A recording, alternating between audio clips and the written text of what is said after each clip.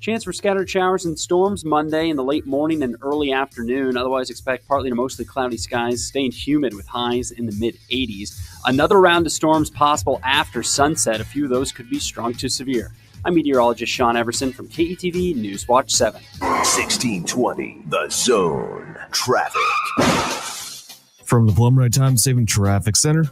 Good morning. Happy Monday. Hope you had a fantastic 4th of July weekend. It's a quiet start to this morning in the Omaha Metro. There's no accidents or delays to report, so everything's smooth sailing for the time being. But if that changes, I'll keep you updated throughout the rest of the morning once traffic starts picking up.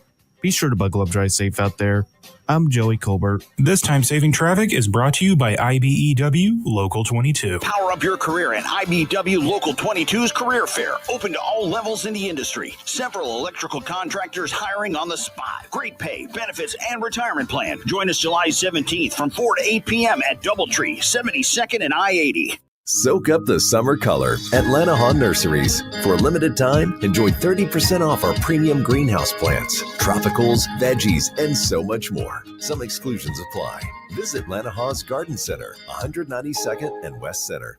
News Talk 1290 Coil is your radio home for the 8-time league champion Omaha Storm Chasers, a proud AAA affiliate of the Kansas City Royals since 1969. Tune in for every pitch of the 2025 Storm Chasers season at Warner Park and across the International League with the voice of the Omaha Storm Chasers, Nick Batters, on News Talk 1290 Coil. This week, the Storm Chasers welcome in the Toledo Mud Hens, AAA affiliate of the Detroit Tigers. Catch all the games on your home for Storm Chasers baseball. 1290 Coil. Green State Credit Union is open. They offer better rates, lower fees, and award-winning service. Visit them at 180th and West Maple Road for exclusive grand opening specials. Green State Credit Union, creating lasting value since 1938. Insured by NCUA.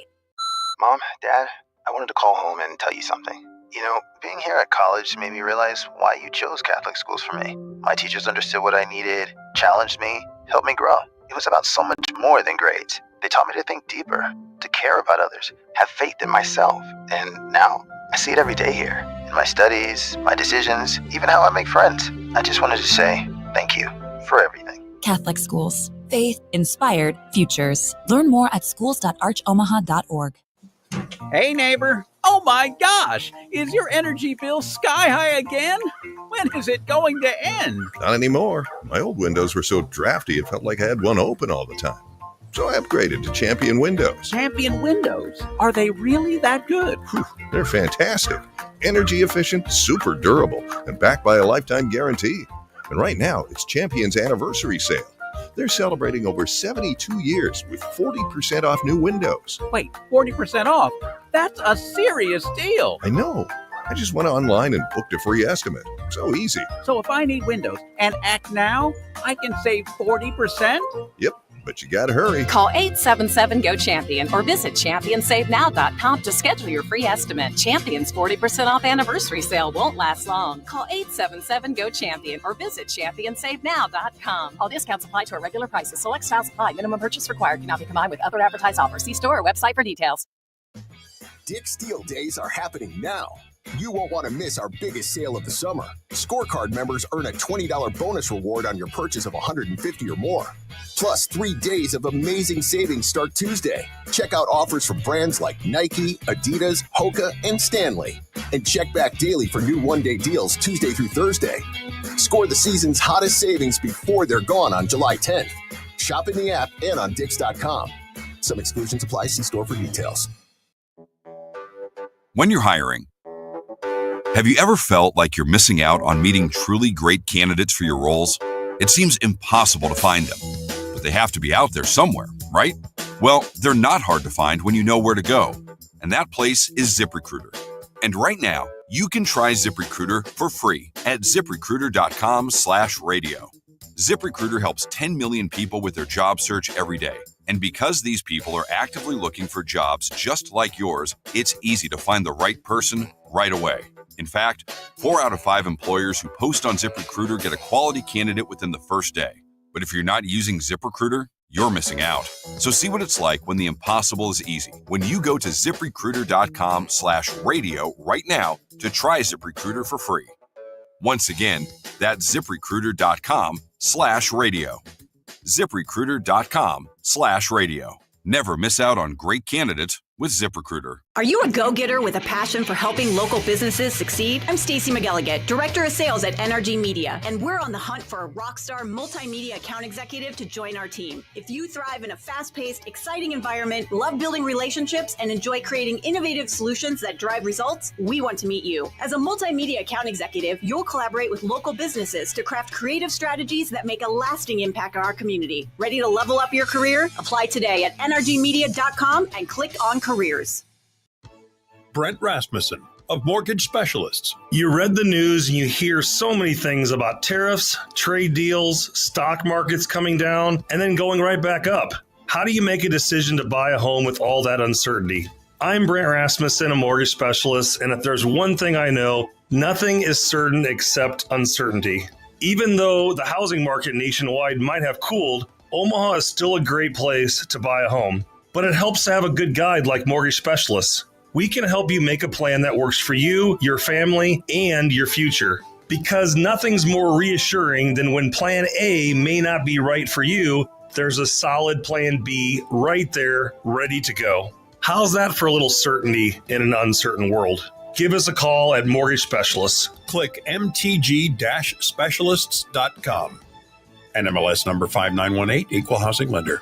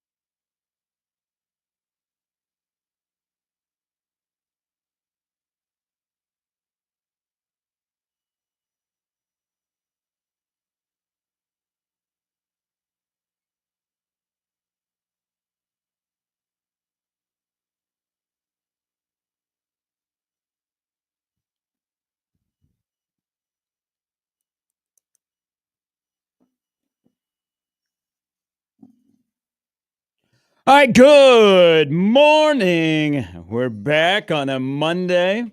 Back, baby. Did you miss us? I missed both of you. I did. It was a great weekend back at home, but I missed my two pals. Yeah? Oh, I did. That just made me feel nice and warm and fuzzy, and I enjoyed your picture. Thank you. Yeah, back at the friendly confines, baby. Oh, yes. Very friendly. Yes. It was a good weekend on the field. Off the field, not a good weekend. Was that game 4 hours last night, or was it just me? It was a you thought you were long watching game. the Yankee Red Sox game. Yeah, it did go a little bit long. But I that's okay. didn't mind. I enjoyed the result. Oh, I loved it. I enjoyed every minute of it. One team put up 11. The other team did not put up as many runs. Yeah. And Matthew Boyd looked great yesterday. He did. Eric Fetty looked like he was back at U.S. Cellular Field, baby. He was throwing up in the zone, outside of the zone. God, that's the Eric Fetty I knew, know, and love. It was phenomenal yesterday. It was great. It was a good weekend. Winning 2 of 3. The Bash Brothers times 8 on Friday. It was Saturday was a little bit but yesterday, damn. Nice. I had the split screen of soccer and the Cubs. I may have had the best baseball My two weekend. favorite red, white, and blue teams were playing last night side by side. Yeah, I don't think I have any other red, white, and blue teams that I root for, so I was there too. I had Con Air on my mini TV as well, so it was great. So you can't, but you didn't. So you still have not watched Con Air. I haven't finished it. Why would you put a movie on while there are sporting events going on? I was trying because I wanted. I'm going to be honest with you. Were the Cubs still playing when he had Con Air on? Yes, I Okay. bought. You can't. No. I'm with Gary. Con Air needs its own place. There's no diversion whatsoever. You need to watch. You got to focus. One of the worst bad movies ever. I bought the movie. I put it on for about a couple of minutes. And then, I still buy movies. What'd you go to? Well, no, I'm not judging that. Walmart and dig into the dollar bin? I did not go to Blockbuster and go to my Blu-ray and That'd be a put little it bit in tough. No, you buy it on YouTube. Look, I'm going to be honest. I'm an old soul. I remember the days when you would have to go on demand. You'd have to press number 1 and you would have to go and search. You would search by category, and if you couldn't find the category, then you would have to go in the search bar. I still like to pay $2.99 for movies and have 48 hours to watch. Now them. there's a movie. Okay, now do you That's a record good them movie. so you can save them? If you there are go, some services where you can do a workaround. If you were to go to my TV back in Chicago, Illinois, and go to the DVR, there's about 45 movies that have been. I'm pretty sure there's Christmas Vacation, still recorded from 2009. Nothing wrong with that on that DVR. Okay, also too though. When I buy the movie, I know a lot of people are going to think I'm an idiot because they're like, "How are you buying a movie during the streaming era?" But when you buy a movie on YouTube, you have 48 hours to watch it. It's good for me that I have a time limit, a sense of urgency. Exactly. I'm like, I have to finish this movie tonight, or I have to buy it again for $2.99 until he realizes that's only $2.99. I'll just do it again. Well, exactly, Jimmy. And if I'm going to be honest with you, I've done that way too many times. It is July, so you have time. I don't mean to call myself, by the way, McMastradamus yesterday. Yeah. But I saw Eric Fetty throw 9 pitches, and I texted you immediately, and I go, "Buckle up, baby. This is going to be a great game." He was awful. He was terrible. That's too bad. That's too bad that the Cardinals are skittering and Arenado is going to be gone. And that I ran across their Hall of Fame catcher, Yadier Molina, is coaching his son's travel ball team, and they're called the Cubs. He has to wear a Cubs uniform. You posted that picture. It is great. I got so excited. It was a good weekend. I thought Yadier Molina for a second was like the catching coach for the AAA Cubs, for the Iowa Cubs, or for the Knoxville Smokies. No, he's got a son that's really, really good. Shocked. Don't they Another all? Molina? Don't they all? He'll Next generation. He's coaching a perfect game team, and so they're called the Cubs. So they have the uniforms. I thought that was great. That was So a great thing for the weekend. a But great welcome in, weekend. everybody. The whole gang is back together. Like the Kardashians, we hope that you missed us because we're back for a full week. Hope everybody had a good Independence Day. Your old man takes about fireworks and videos, and I got a lot more. I learned a lot of things this weekend being around people that like the 4th of July. How do I put it? We're getting later and later with the fireworks. Well, July 5th seems to be a little bit of a stretch. I don't know why you would save your fireworks until the 5th of July. Neither do I. And then another thing here, one thing we're getting is there are people that put on their own shows that are better than some of the commercial shows. Yes. Yeah, that go and buy the fireworks and put it on in your neighborhood, and they blow like country clubs and professional teams out of the water because their show is better. But the other thing I wonder, curious about the fireworks, and I consumed a lot of fireworks shows this weekend, is the video that you're taking of the fireworks show. Are you ever going to watch it again? No. Yeah, the only firework video that I've ever gone back and watched, San Diego, 2012. San Diego, when they all went off at the same time. That's the only video I've ever gone back and watched. But so many people video the fireworks. Listen, you're not. You're going to post it on Facebook. You're going to post it on Instagram, TikTok, Twitter, whatever, and then you're never going to watch it again. But man, do we go crazy to video those fireworks. Oh, the San Diego fireworks show was epic. Oh, yeah. Up right now. I haven't heard this. I only remember because right after I got married. San Diego, and I put in F, and then fireworks 2012 came up immediately. So I didn't know that this was a viral video. I'll say real quick. It was quite the show. Just in general about videos on your phone, how many videos are you really going back and watching on your phone to begin with? To be honest, I'm going to get a little sentimental here. Oh, okay. So every July 4th, I do have a video on my phone that is from Sandlot. That it is the only night of the year where you can play a night game, and you got Ray Charles singing. I know the scene. I've seen Sandlot. I always think, hey, pay attention. They let the ball drop. If that does not warm the cockles, Like and kids. make you be proud to be an American. So I have that video on my phone, among other videos. I love that you brought up Sandlot and you had to make a face at me to be like, tell me you've seen it. Tell me you've seen it. I was just hoping. I've seen I was it. hoping. I had I've seen faith. it. I've seen it. But How does Benny the Jet stop playing to there are watch so many- fireworks? There's so many videos on Great my scene. phone. It is. There's so many videos on my phone that I have never gone back and watched Yeah. at all that are just taking up What, space. what would our baby boy over here be more uncomfortable with? Oh. If we released his text messages or his camera roll? Oh. I'm going to say I had this bet it's discussion. text. I had this discussion in a group of people about a week ago of if you had to release either Yeah. your text messages or your camera roll, which one would you be more uncomfortable about? I'd be very comfortable releasing my camera roll. Same. You're I getting a don't- lot of I puppy don't pictures. have- Yeah, I don't have a lot of things in there. My text messages, I'm gonna be honest with you. I don't know what would be in there. I think it would be. I don't think there would be anything damning in there. Now there would be a lot of damning things about other people in there. Like I'm gonna tell you something That's right a now. them problem. This is not a Matt I'm in problem. some group chats. If those ever got released, and I have about 6 names in my head, those guys would be screwed. I think I'd be fine. You know, everybody goes like, "Oh, we'd be damned if the group chat got released." You'd be damned. I wouldn't be damned. I would be fine. I control myself in a text message. All you I'd get be totally from me, fine. I think camera roll. I'd be okay with. you're probably with like share. mine. You got friends. I don't yeah. think there would be anything that would be that bad in there. I think there would be some like screenshots of people, you know, because Yeah. when you're like Yeah. when you're like talking, you're like, "Hey, I'm talking to this girl," and you like you gotta you gotta show your buddies like what she looks like, and so you got to take the screenshots. I don't have a chance, There but would I'm be- getting there. There would be a lot of those, and there would be a lot of like, "Oh my god, this guy swung and missed so many times," but. I Other got than- back up to the plate. Other than that, that's what I do, man. That's what I do. I would think You get my a lot I of don't- football and I'm puppies still from kicking me. dirt. I don't have any below the waist pictures in my camera. I roll. have 0. So I wouldn't. I would be okay with my camera roll. The problem is, people would not understand some of the things, like the text messages. I believe like this, I actually. have a group text message with Yeah. my friends in Florida. Yeah. Who that's been going on for about 15 years, and so there's some. I mean, there's some. It's all inside stuff. Sure. That if you just looked at my phone and you, You tried wouldn't to get. follow, you wouldn't understand. Yeah. Yeah.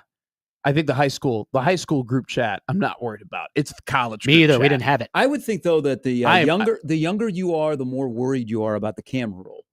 No, I've 0.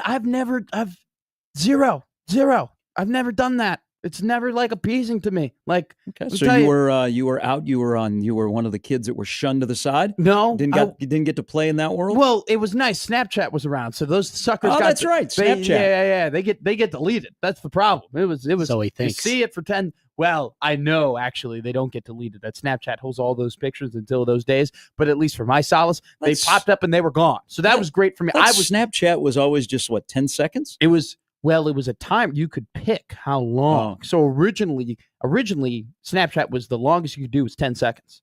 And then you could adjust the time for how quickly, like you want to do Yeah. 5 or 4 or whatever. Nowadays, I mean, Snapchat's purpose has been defeated. You can have messages that last weeks in there now. It used to be like a quick little pop and then it was gone. And then you even in the I just dawn had a of streak come Snapchat, to an end the other day of 500 days. you would have to, oh my God, I know. you I were know. doing streaks? Yeah, That's crazy. I know. See, I don't have Snapchat, competitive. but the college kids I hang around with, they go, "Hey, can I snap you something?" I'm like, "Pfft, Okay. "Okay, I don't have Snapchat." Snapchat, Connor Happer makes fun of me about it, but Snapchat will always be relevant to my generation. Like we use it less and less as we Yeah. get older, but I will always Do we always have Snapchat on my you know, phone. people say that we have an Instagram account, which we don't. We don't. Do we have a Snapchat account We do for not. 1620 the Couldn't zone? tell you. Would that be worth it? To start Absolutely. a 1620 the zone Snapchat? Who's going to be Snapchatting us? Who's going to be communicating with It'll us? just end up Do you being really- like a do you group really chat of want- the station. Do you really want Snapchats from old man Doug and Andrew? There's a lot of people out there. Just snapping random Mike. I don't know. I don't think we need it. We don't need a Snapchat. I don't think we need I think that should be discussed at the next it. group It meeting at absolutely this should radio not station. be discussed. I don't Sometime think next there's year. any point or any like advantage to having a Snapchat. Could someone not control themselves on the Snapchat? No, I don't think anybody would You use know it. It would somebody. only be me that would be using it. Josh might. Peterson? One of them. One of the No. Joshes. God no. Oh, I'd get into Snapchat if it was for the station. We should. I'd be have, snapping wait, a wait, lot wait. of stuff. The actual question is, why don't we have a station TikTok? That is a good question. We should have a skate. You would run the station Love TikTok. me Vice some president TikTok. of TikTok, or Hey, Zone TikTok. Very TikTok sharp. makes me the smartest person in the world today. I'll tell you later why. Okay. But it does because I'm on TikTok. Have you done any TikTok dances No. before? Have you ever? I'm just on TikTok. I don't participate in Your TikTok. first football game for never- high school, you and Todd Doxson should do a TikTok dance. You've never been. I'm snacking. Week 1. No, I've never done. I have been in a couple of TikTok videos, Okay. but I have never done one myself. Could you imagine For him, not him having and Benning any, for not together? having any, hey, to not having any doing any TikToks, I do have a lot of followers. There are a lot of lonely people out there that are just waiting. How many followers do you have? I have like 45 followers my on TikTok, Wow. and they're not like all bots. So They're my- like real people. Jimmy, I have a new goal. I have a new life goal. Get TikTok? No, God no. Because I said you would. That will never happen. At home, we all We're- think it's a we're- matter of time before you do. No, we are too far gone at this point for me to do it. And I got YouTube Shorts. Okay, my life goal now. I'm gonna try and get Harper Murray to do a TikTok with you. With me? Yes, Not going to happen. Sign me up to watch that. This it would rock Not going to the happen. world. It would tear the house down. Nobody know who I was. No, That's fine. But listeners of this show Until that TikTok. and Who's that guy with Harper Murray? 20 to be like, oh my God, Gary did a TikTok with Harper Murray, and then everyone else would be asking, who the hell is that guy doing a TikTok with Harper Hey. Murray? She's had a busy summer. Her single girl summer, like she's got back from Los Angeles because she's all over TikTok, and she's in my algorithm. By the way, the Nebraska volleyball team is fantastic on TikTok. Did you just say Harper Murray has had a busy single girl summer? Yeah, she's single.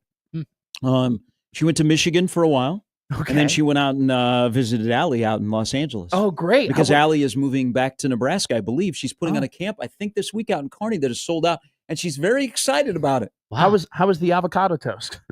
I have no idea. They're just the delicious. Nebraska volleyball team is very active on TikTok. Yeah, they and they're are. very good at it. They are. It's wholesome I content. Like it, it's good stuff. Like Maisie and I'm not judging you. But Harper? I've never had any inkling or want to follow Bergen? their life on TikTok. Well, I don't follow them specifically, but because they pop up. because I look at a lot of Nebraska stuff. Yeah, it shows up in my algorithm, so it just keeps churning over and over. They go to Nebraska. and they're making some pretty good money off of I bet of being on TikTok Oh my and social God. media. So I mean, fine. As long as you can continue to do what you're in Lincoln to do, and you do Which that they've stuff on the done. side, and John Cook has allowed them to. Danny Busboom Kelly has allowed them to. I mean, they're going to be good. John Cook said they have a cutoff, like 90 minutes before a match at home. They have to stop their TikToks. That's fair. Specifically Yeah. TikToks. Well, because they do a lot of stuff like it's actually really good for engagement with fans. It's because great. they take you behind the scenes. They show a lot of stuff in the locker room and getting ready for a match and Mhm. stuff like that. And I think that fan base loves that stuff. Mm-hmm. Yeah. So I mean, it's impressive. no, They can play at that high level and still have a social media presence, and it has not engulfed them. That's I think that's a very positive of TikTok, where it allows you to connect to your fans more and shows like the things that you might not have seen. That's before, why I got on. like Connect to my sports. fans. But then there's also like I don't need to know how to make protein oatmeal balls, from this random person. I've never They seen do before. cook. They do cook. They're good. Oh, they cook as They well. cook. Yep. I don't Knock the food things. I That's don't- the reason why I I'm got gonna be honest, TikTok in the that's- first place. I don't need to. That's how I first. Yeah, that's how I first got on TikTok. Is how TikTok to make is- recipes and all that stuff, and now it's Haktua. I always say Damon's the reason why I got TikTok, because he would share recipes. When they do TikTok the documentary, where do you think you think Haktua will be in what, episode 5? Episode 6? She will be near the top, definitely. Well, Is here's she- the other thing I've noticed on TikTok. Yeah. And shout out to we have quite a few. Not everybody is Nebraska Eddie. We have quite a few content creators right here in Omaha around food. Yeah. Like do a really good Sure. job. Tay, who used to be the morning guy over on Power until he went and did his own thing. He is very much a foodie. By the way, he was on the cover of Omaha Magazine this last month. But he's one of the foodies that show up. But a lot of food reviews, Mhm. and so I like that because I want to go to more places that I haven't been to in this town. So we have I don't know if it'll be sneaky. Quietly, we have some really, really good content creators that are in Omaha that are just average Joes and Janes that show up on my TikTok. It's been a minute since we've had a Haktua.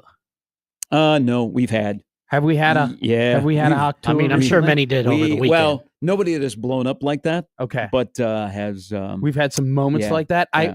I feel like we've gone a little bit without the absolutely nuclear, like viral TikTok. We are now hawk tour smack dab in the middle moment. of summer. Anything can happen. Broadway was packed over the weekend. Maybe there was a next hawk tour that was out there. Do you think there are people who are like, I want to be the next hawk tour? Hell yes, you know the answer. To Oh this. yeah, I can't believe that's an actual sentence. Any of us that grew up watching Jerry said, Springer by the way. knows the answer to that. No. Everybody deserves their 15 minutes of fame. We need to. God, you just said What do you say? Jerry Go chase the Springer. bag. There was nothing like coming home after watching. You come home after school, you watch PTI, then you watch Around the Horn, and then you watch Maury. And then, you're finding out people who are and aren't the father, and you're 8 years old, and you're figuring out that's something that can happen. See, Around the Horn should have done that too. I'd have kept watching more. They did. Bob Ryan, Integrated you that. are the father. Frank Isola, you are not the father. All right, coming up a little bit later, lineup brought to you by the roofers at John Higgins Weather Guard. Evan Bland from the World Herald will join us. Get yourself ready. Tomorrow begins talking season. The Big 12 will be the first to go with media days. That's right. Are you serious? That's tomorrow? On the 8th of July, the Big 12 will be the first to go with media days. Jimmy got really excited. Yeah, because I wasn't expecting this. I'm easing in. got We got a couple of weeks very, of July. very excited. Big 12 or Big 10 is what, 2 weeks away? I believe it's 2 weeks away. Yes. Yeah. We have to get a Nebraska soundbite right over the next couple of days from Cincinnati. I'm talking about that game and maybe how sure. they're looking forward Sure to they it. will and talk about whatnot. it. Had a pause there to remember that Cincinnati is in the Big 12. Mm-hmm. You know who, and people won't like to hear this, but you know somebody that I think will be really good at the Big 12 media days? Scott Frost. Yeah. Scott Frost will be he'll kill better it. at the Big 12 media days than he ever was when he was representing Nebraska. See, I forgot UCF was in the Big 12. Oh, they will remind you that they are in the Big 12 and they're going to take over the Big 12. There will be probably a Nebraska soundbite from that as well. No, there won't. You don't think there will No, be? I talked to somebody last week and they said move it along. He doesn't. He just doesn't talk about Nebraska at all, other than his family being back here. It'll there are people in Orlando, like at events, have tried to ask him, and he politely just keeps the conversation moving. It's probably best for all sides. I mean, it's best for him. Scott, It's they best for passed it, Nebraska. yet It's they're best for trying to not UCF. pass it. Hey, thoughts? He didn't coach here, okay? All right, he's not showing up with Kyle Perry at Fenway Park, okay? Sure. So he coaches somewhere else. The guy that coaches here, people really, really like. That's who I'm focusing on. But he'll be in a really good. He'll get a. People will go, oh man, look at Scott. They'll do that. So prepare yourself. He won't have the whole debacle of the opening statement thing because he looks comfortable. He looks happy, and that's fine. But he didn't coach at Nebraska. So Central Florida, that's your thing.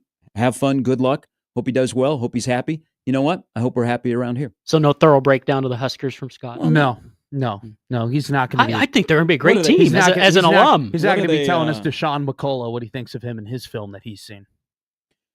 No, I don't believe he will. What are they? What is actually on a side note, and we'll wrap this up. What is Central Florida? Probably projected middle of the pack. Yeah, which means you're 8th. Mm-hmm. Jesus. Yeah. Remember when conferences used to be small? Yeah, there they used to be 8. There used to be a North and a South, and the Big 12 was actually the Big 12, and the Big 10 was actually the Big 10. 2003 was a wonderful now we got time. 465 teams are in a conference, and you go, hey, they're 8th. Oh, out of 465? That's going to be one of the better teams. They might make the Out playoff. of 465. All right. We have lots for you as we're back. A busy weekend. We'll have a lot of college football to talk about because I looked at a lot of lists this weekend. Also, there were a lot of lists this Today is a big, big day for college football fans. But before we go any further, and Jimmy, this involves you, I do want to mention, because you grew up in this area in the Hill Country in Central Texas, as we've all seen over the entire weekend, the Texas floods, there's catastrophic events that have happened. Too well. Over 80 people have lost their lives, including kids that were at Camp Mystic. I can't even, can't imagine what it's like for somebody to have the anxiety that your kid is at a camp right now, or let alone the worst possible feeling is to lose a child. But there's going to be stories of heroism that comes out. A guy by the name of Dick Eastland, who is the founder, owner, and director of Camp Mystic, who lost his life. The gentleman who, rescue swimming is very difficult, but the gentleman from the U.S. Coast Guard, who they say has rescued over 165. Wow. There are others that had quick action, but it's just a terrible, terrible thing that has happened. And I know It's your you worst are nightmare. familiar with that area because that's where you grew up. Yeah, those of us down there in our state that know the area, know the topography, the way those hills can form canyons. And the thing is, when this happened the other day, the first thing I told my wife is, oh God, this is 87 all over again. The thing is, down there, you say 87, if you know, they made a TV movie about something similar that happened. Well, this was much worse. And that was pretty bad when that happened. And that's one of my first memories. We were locked onto the TV watching it because they were showing on KSAT and all the other stations in town, all the rescues and everything like that going on. But to get a little more personal here, and I don't really share stuff like this, but of course I'll share it with you two because it's going to impact you two. We have a new roommate moving in here in a few weeks, and your perspective starts to change a lot differently than it would have a few years ago, where you're like, you think you can try and put yourself in their shoes. Sure. But then you start to see it a little different from the parents thing. And it made me sick to my stomach because it's got to be the most helpless feeling ever. And right away we said, well, that's it. We're never sending her to anything. We're just going to keep her here. We'll send her to Matt Rule's camp. But that's it. Like, my grandmother said this a long time ago to me, nothing ever replaces burying your own child. So I can't not think of that. I can't not think of the heroes. And here's from a positive standpoint, I can't not think of the people who have rallied around and to help everybody. Sure. And you know this, Gary, because you've been down there a lot, so you know exactly what I'm talking about. People, it's a joke, but it's in good fun. Texans are obsessed with HEB. Yes, it's a the great grocery company. store. It's a great company. It's they started in Kerrville in 1905, and they've pretty much taken over Texas. And down in that part of Texas, you're not going to the grocery store. You're going to HEB. Doesn't matter. It's just like what flavor Coke you want. Like you're just going to HEB. Oh, we went to HEB. Well, you went to Kroger. Oh yeah, we just went to HEB. HEB, like anytime anything happens, they rally to start. They don't do it for publicity. They don't do it for PR. They do it because, and you see that here in Nebraska. We saw that with the tornadoes. You did it right away. Yeah. How can I help? Yeah. I'm there. You need a chainsaw. You need people. You need food. You need people there. And that's just what they do. But as the stories continue to come out, it just makes you sick and heartbroken for these people because they're just kids, man. They never had a chance to start their journey. Yeah, last check, there were over 80 that have passed away, and there are more than 40 that are missing. And it's just, there's nothing good about it except for the people that are helping. What's a thing that they said, look for the helpers, that Mr. Rogers said a long time ago? And I always thought of that. There's a time lapse of the river flooding, and it is startling. It's just you sad. Can't put into words. You have to see the video to truly understand how fast that happened. And if you're not fast to get out, you don't have a chance. It's your worst nightmare when you live in that part. And it's not just the camps. A lot of RV parks, people camping, a lot of tiny homes out in that area, gone. And I knew you grew up in that area and possibly maybe had gone to camp. There's a lot of camps, kids camps. It's that called are in Flash that Flood area. Alley for a reason. Really? All right. We'll take a break. We'll come back. We'll get the show started on a Monday. What are we, 52 days away? I did the math. 52 days away? Yeah. We are one Khalil Mack away. Look Go at me. fast. I knew a number. He didn't play for Nebraska. Oh, I didn't. But you know what? I was just saying a football player's number. I wasn't saying a Nebraska football player's number. You know one of the reasons he got ready for the NFL physically? Buffalo? Khalil Mack? Mm-hmm. Scott Frost's strength and conditioning coach. That'd be correct. Zach Duvall? Mm-hmm. Yes. So there's a tie-in. There Yes, is a major tie. All right, we're back with more of Gary and Baby Boy on 1620 The Zone.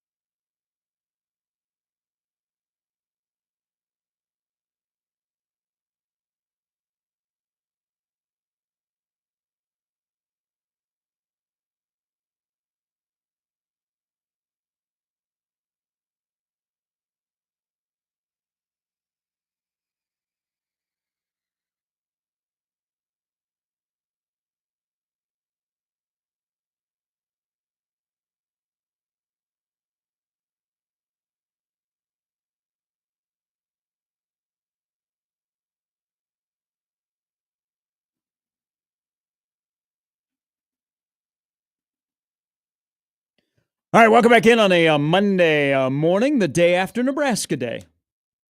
Oh, there was a National Nebraska Day? It was Nebraska Day yesterday, along with a couple of other college football programs. It was 7-6 Day. Today is now 7-7 Day, which I don't think any college football program. Well, Nebraska did in 02. Here's the whole key. I liked it better when we celebrated Nebraska Football Day in September. Yeah, October. Those were much better days. Oh, there was. Or November. Or hell, just December because they didn't lose a game. Yeah, way back when. Then there was one year where we didn't know what to celebrate. There have been a couple of seasons where we could celebrate April 8th as well. I didn't like it when Nebraska Day fell on a March. Well, yeah, we could celebrate in March. April would give you 4. March would give you 3. Just get to the fall. There you go. Just celebrate Nebraska in the fall, and you've probably had a decent season. It's terrible that when doing these, that I have to do. I can't just immediately think 8, and I'm like, oh, I'm on my month. Like I still have to like count. I still have to do May, June, July. All right, I want to celebrate it in July next season. That's because people don't write checks anymore. They really no. It helped you. It helped you balance a checkbook, debits, assets, credits. Yeah, I blame my grade school. They didn't really do a good job during the month for a lesson. I still have to do the January, February, March, April, May, June. Okay, I'll stop. Sorry. Something tells me you're not the only one of your generation that's doing that too, so don't feel so bad. I'm telling you, when you wrote a check, you had to do the number of the month. So like today you would write 7/7/25. People don't write checks anymore. There are people in my generation. People don't write anymore. This is not, people don't write anymore. People in my generation don't know how to read a clock. Like a Oh, I know. Like hands. Trust me. Yeah, it's not just hands not on just a your clock. generation. It's been guys, going for a while. Guys, it's not that hard. Some of them don't know how to read a digital clock Figure either. it out. No. People have trouble with a clock because you just see it in numbers, and then also typing. Really? Yeah. Well, because you type on a phone and you type text messages. That was the best. Typing lesson on a ever. phone? No, typing on a computer. When we would go down to the computer lab, because we were Yeah, this was Oregon growing up at Trail. a time where computers were still evolving, right? Not everybody had these Chromebooks and iPads, right? It was like an honor. It was a big deal to be able to go on the internet like during school time. So they would take us all down to the computer lab, and you would get in there, and then they would put the little mat over the keyboard so you couldn't look down at the letters. And so it was all, if you messed up, you messed up. And I remember Kieran Thompson, he could type about a 60 words in a minute, and it was a really big deal. And everybody wanted to be like Kieran. Couldn't stand Kieran. Where's he now? I don't know what We should call Kieran's doing. I have no clue. Did you guys did you take a typing class? Yes. But on a typewriter? No. We were in the We took a typewriter class. Really? Well, because computers were there, but they wanted you to learn on a typewriter first. And so, there were a lot of peckers. These guys. Yep. I worked with a pecker one time. It was miserable. This business will do and that. You know what guys in my office did to him? When he was gone on a call, because he was one of the sales guys for the baseball team, they changed his keys on his keyboard. It was awesome. It was fantastic. Didn't who lost to Bush in 2004? Was it Al Gore? It was Al Gore, right? No. Wait, I was alive then. John Kerry. Was it? Wait. Wasn't there? Then maybe it was in 2000. Gore was 2000. Okay, we had the hanging Chad. Yeah. Well, and the Red Sox overcame a 3-0 deficit. There was. to I'm beat pretty the sure Yankees. Gore and his administration, because like he was in the White House, and when W. Bush came into the White House, didn't they take all the W's out from the keyboard? Like that was something that we were taught in history class, that they removed all of the W's from every keyboard in the White House. Petty but funny. That is incredible. All right, today and maybe over the weekend, because it's the Independence Day, and you have your Phil Steele. Brett Ciancia texted me yesterday. Oh my God. This is the big week for them to go to print. But you got your highlighters out, and you're highlighting your favorite passages in the Phil Steele magazine. So the off season, it's on our registry. Like the off season, you're like, okay, I got 8 weeks. I got some vacation coming up. I can handle this. But then there was a point this weekend, because trust me, your days are going to be messed up the entire week. Oh God. Saturday felt like the longest Sunday of all time, and then we had another day. So your days are going to be messed up all week long. So it's Independence Day, and so you probably went to the beach or the lake house or whatever, and you're going over your Phil Steele, and you got your highlighters out. Here is another sign that it is football season. Okay. You know what happens for those of us that are special? We get put on the list out of nowhere. Nope. 11 a.m. this morning. What's 11 a.m. this morning? I don't know what 11 The a.m. early It's time for the video releasers. game. Yep. If you're part of the early release group, at 11 a.m. this morning, you are getting EA College Football 26 You have a good day. with a different looking Matt Rule and a very odd looking Josh Heupel. So I will go ahead and I will purchase the game for us today. I will download it and I will come back and I will give you the scouting reports. I already got it. Oh, you already got it? Yeah, You're playing yeah. it too? Yeah. I did not know that. You want to play against each other? No. Oh, No? that No. could have been. Why don't you want to play against No, me? I don't want to play against you. Are you like a cheese god? No. Do you know what But that, I would. What does Wisconsin have If to we do with this? if we played, we'd have to record it because there'd be so much smack talking going on. I would wipe So the floor. regular to go buy the game, because now I like things to just pop into my inbox Sure. or my gaming system. Mhm. I'm going to miss standing in line because Thursday is when it actually comes out. Okay. But today at 11 a.m., there's going to be a lot of people that are very, very happy that College Football 26 is back, and we have a video game for the second straight year. You and We're healing. We were talking about video games. I think this was 2 weeks ago, and I couldn't get you on it here.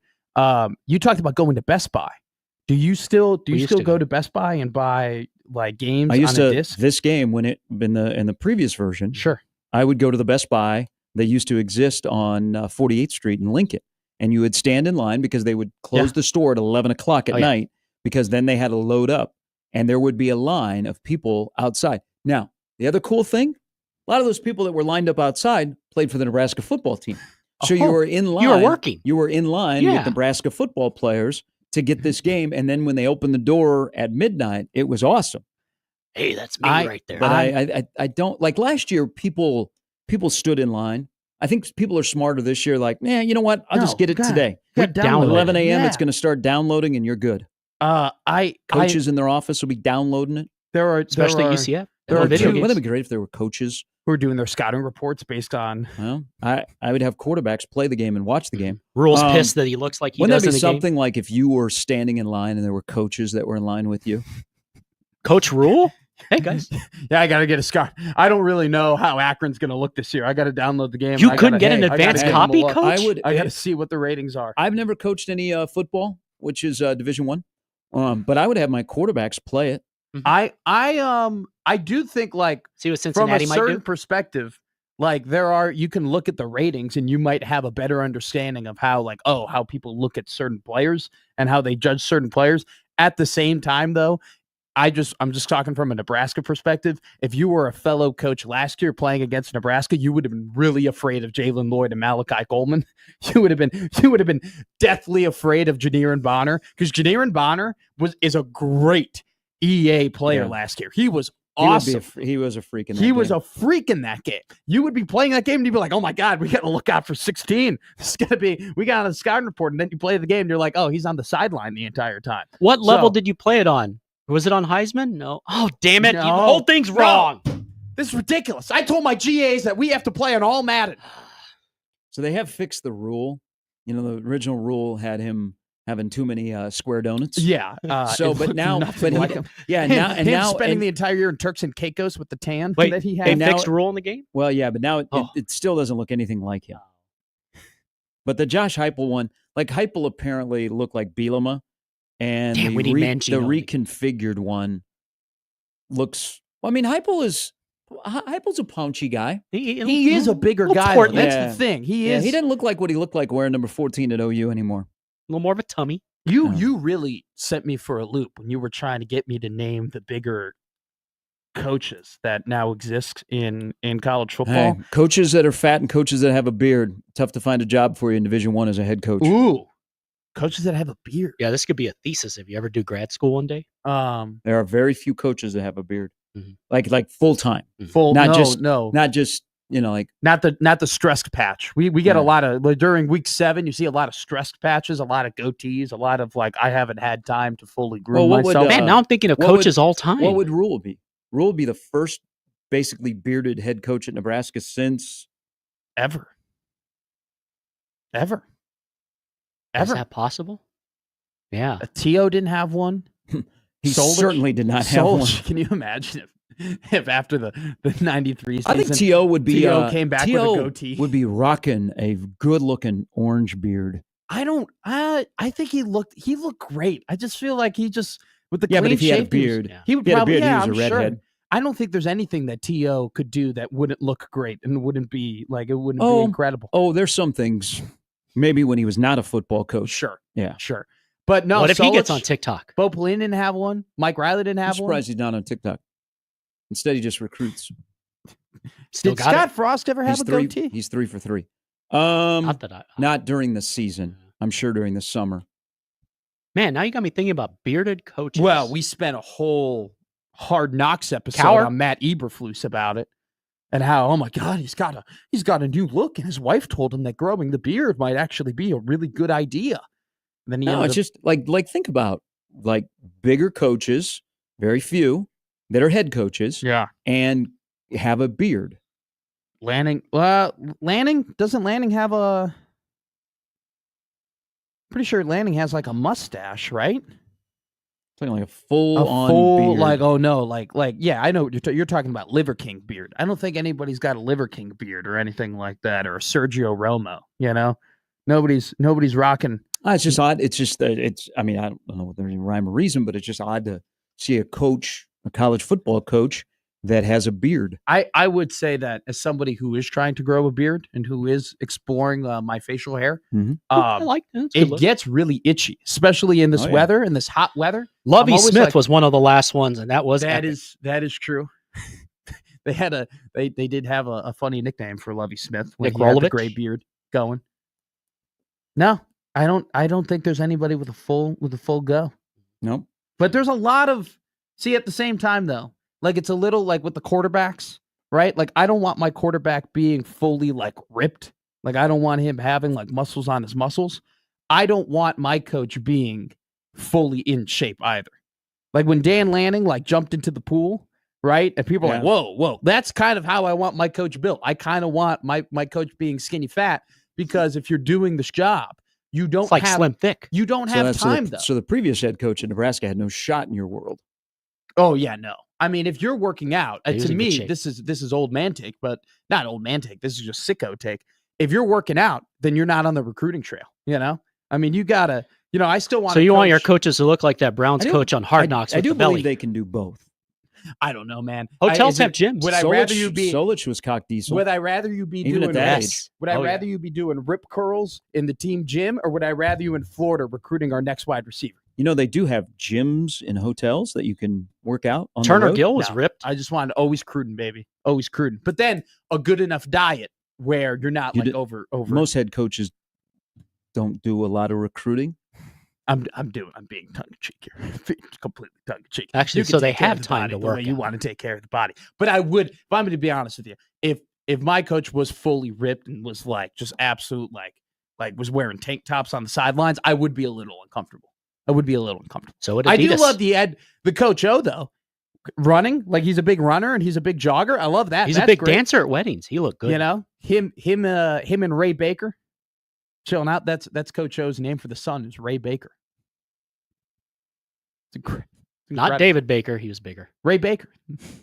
How is nobody said, "Hey, why don't you come back into the college game?" I think he's fine. I think he's totally okay. He's on TikTok. He's telling there. He's got a. He did. Coach was on TikTok. Well, there's interviews with him. Oh, okay. So he was telling stories about his time with Pete Carroll. Oh, Yeah, I and have being- seen those. and being recruited and things like that. And he was going out recruiting, and people were telling him he was going to get fired. And he was like, I ain't gonna get fired. Me and Pete gonna be fine. And I kept recruiting. You know what? He is the one guy that the media here tried to will into getting a job on Mike Riley's staff. I think that'd be great. I think I think that he's totally Analyst? fine, but Now? I can't imagine he was. any. There was a defensive line job open, and he came here. He popped in during spring ball, Mhm. and so the media. He did his own interview. He had a larger scrum that day than Mike Riley did. It was during spring ball. It was down at the Hawks Championship Center, and people were openly campaigning for Riley to hire Ed Orgeron. I'd love to be the Black 41 flash reverse. of Nebraska. We run a 4-3. Yeah. Smart man. He said, you know what? Someday I might be the head coach at LSU and win a national championship. I don't need that Nebraska stuff. Coach, I think you need to go get that Joe Burrow guy. He looks like a winner. Nah, we're good. They told me they're going to buy me out. Now I say, what door do I have to walk through? I don't think I'm that bad. I don't think I'm that far off there. You can work. You can on the workshop it. On the Mick Mount Rushmore of impressions. I feel like Coach O is knocking on the door. All right. Hour number 2 coming up. Evan Bland a little bit later. Can you do an Evan Bland impersonation? When we're looking at different things that you're trying to accomplish this season, what are some of those things that you're looking for? Evan does this hand thing where he like stacks his hands when he's doing asking a question stuff. When he's asking a question, he like stacks his hands. It's a good mannerism. Good Jenga player. No, it's great. It's Gary and Matt with Jimmy on 1620 The Zone.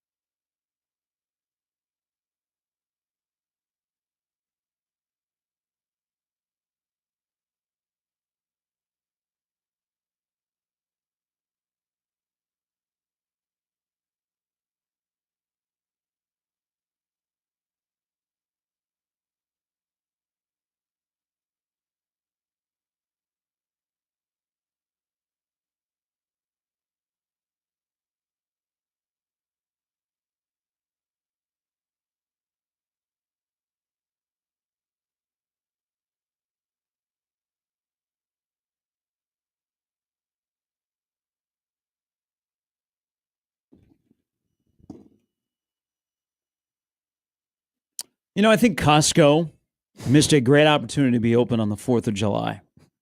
Were they closed on the 4th of July? It is closed on the 4th of July.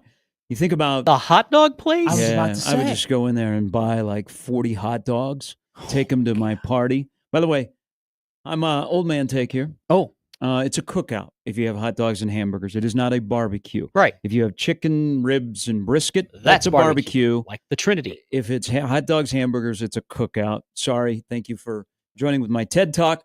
But I would go to Costco. I'd buy 40 hot dogs and take them to the cookout. No, it is it's a barbecue regardless of what. If I turn on the grill, throw some hot and dogs and regardless of what meats I have, we're still barbecuing. No. It's not determined by just grilling. You can't just turn on the grill and go, we're having a barbecue. Yeah. I agree with that. If I grill one steak, right? If I make a singular item on the barbecue or on the grill, it is not a barbecue. But what if you have no friends? I mean, now you're shaming people. But if I'm serving multiple people and I'm like making like hamburgers and hot dogs, absolutely it's a barbecue. That's a nice cookout. That's with a nice friends. cookout. Mm-hmm. Yep. Great cookout. Get together. Hell yes. I've never heard this before. Barbecue. Oh, barbecue is special. We just throw the barbecue word around so willy-nilly this time of the year. Do you not just because you turn on the grill doesn't mean you're having a barbecue. Oh, it's Happer's a cookout. waking up right now thinking about It's ribs. a cookout. So I don't go to my favorite barbecue restaurant and go, you know what? Hot dog sounds really good, right? Okay. Chicken, ribs, brisket. That is an incredible point. Now, I made steak on the 4th of July. I made steak. Okay. I made chicken. I made hot dogs and hamburgers. Is that a barbecue or a cookout? Is that a barbecue? Say it again. I made chicken, steak, hot dogs, burgers. Barbecue or cookout? That's a cookout. Yeah. No. That's a hell of a cookout, too. It's a cookout. I would have loved to have joined you. Bruin Steve here has it, and this just kind of ends the discussion.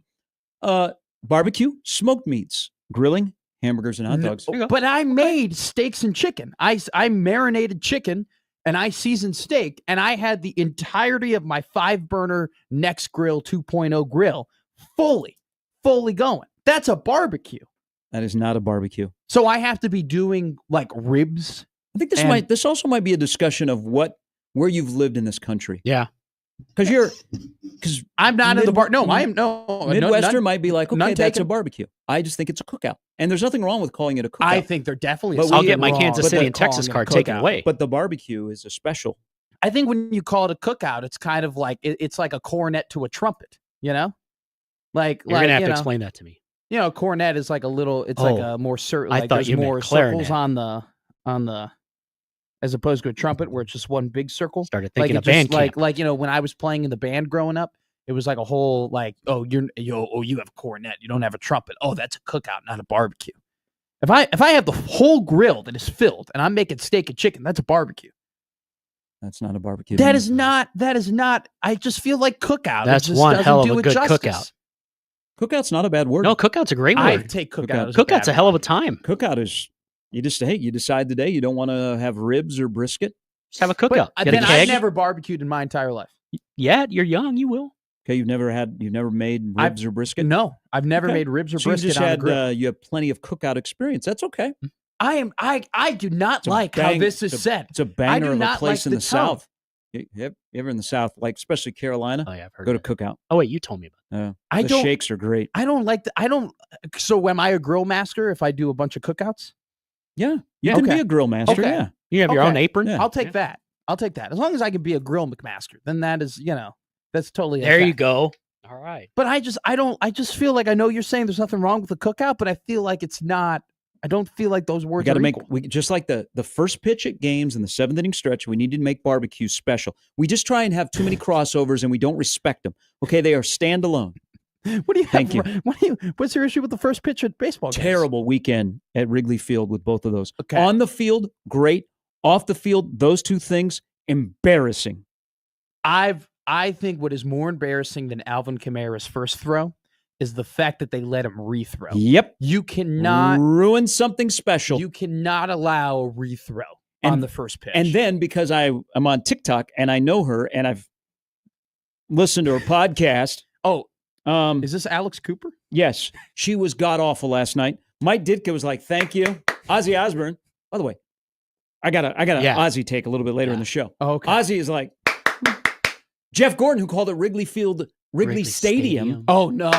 Oh yeah. Oh no. She I was remember awful. when that happened. She was awful last night, and she disgraced the song. Okay, we'll have more on that a little bit later. But on to other things. The Camara, them letting him rethrow was a joke. Well, we have way too many first pitches. Like you go to a Storm Chaser game, and there's every Tom, Dick, and Harry that gets a first pitch. We need to make first pitches special again. Just don't throw them in. Hey, if you buy 15 tickets and you have a group at the ballpark, you get to throw out a first pitch. No, the first pitch is special. But you need special. But you need to have it gets hard. You know, like when you do 81 games in a season, it gets hard to find people to It's do okay a first not pitch. to have a first pitch before a game. No, that's Yes, a it bad is. take. You have to have a first pitch. No, you don't have to have a first is pitch. synonymous with baseball. You go there and you always have a first pitch and you always have someone on the mound. And it is always fun when you don't know who that person is to be like, who the hell is this guy? But usually why are they throwing out the first pitch? usually you know why they're throwing out the first pitch. I'm saying just random, just willy-nilly, hey, hey, you bought a hat in the gift shop. Come on, Well, throw out a first okay, pitch. wait, But you can't make them throw a second pitch. That was brutal. The second pitch is stupid. That is dumb. You have to live with And that. why of all people was he throwing I at think Wrigley Field? I was told that he was related to NASCAR, that there was some NASCAR was in town and Alvin Kamara has some sort of I was with NASCAR people over the weekend because it was in Chicago. That's what I was told. I don't know if he owns a team or anything like that. But all this to say, you have to have a first pitch. I'm okay with the season ticket holder throwing out I'm the first okay with pitch. that because that's special because they Yes. support your team. But Yes. we just have, you go to a Storm Chaser game and they roll out like 9 people to throw out the first pitch, all right? And you're there forever. And next thing you know, the mascot's taking one off the forehead or it's flying to the backstop. I mean, hey, when I was in baseball, I made the first pitch special.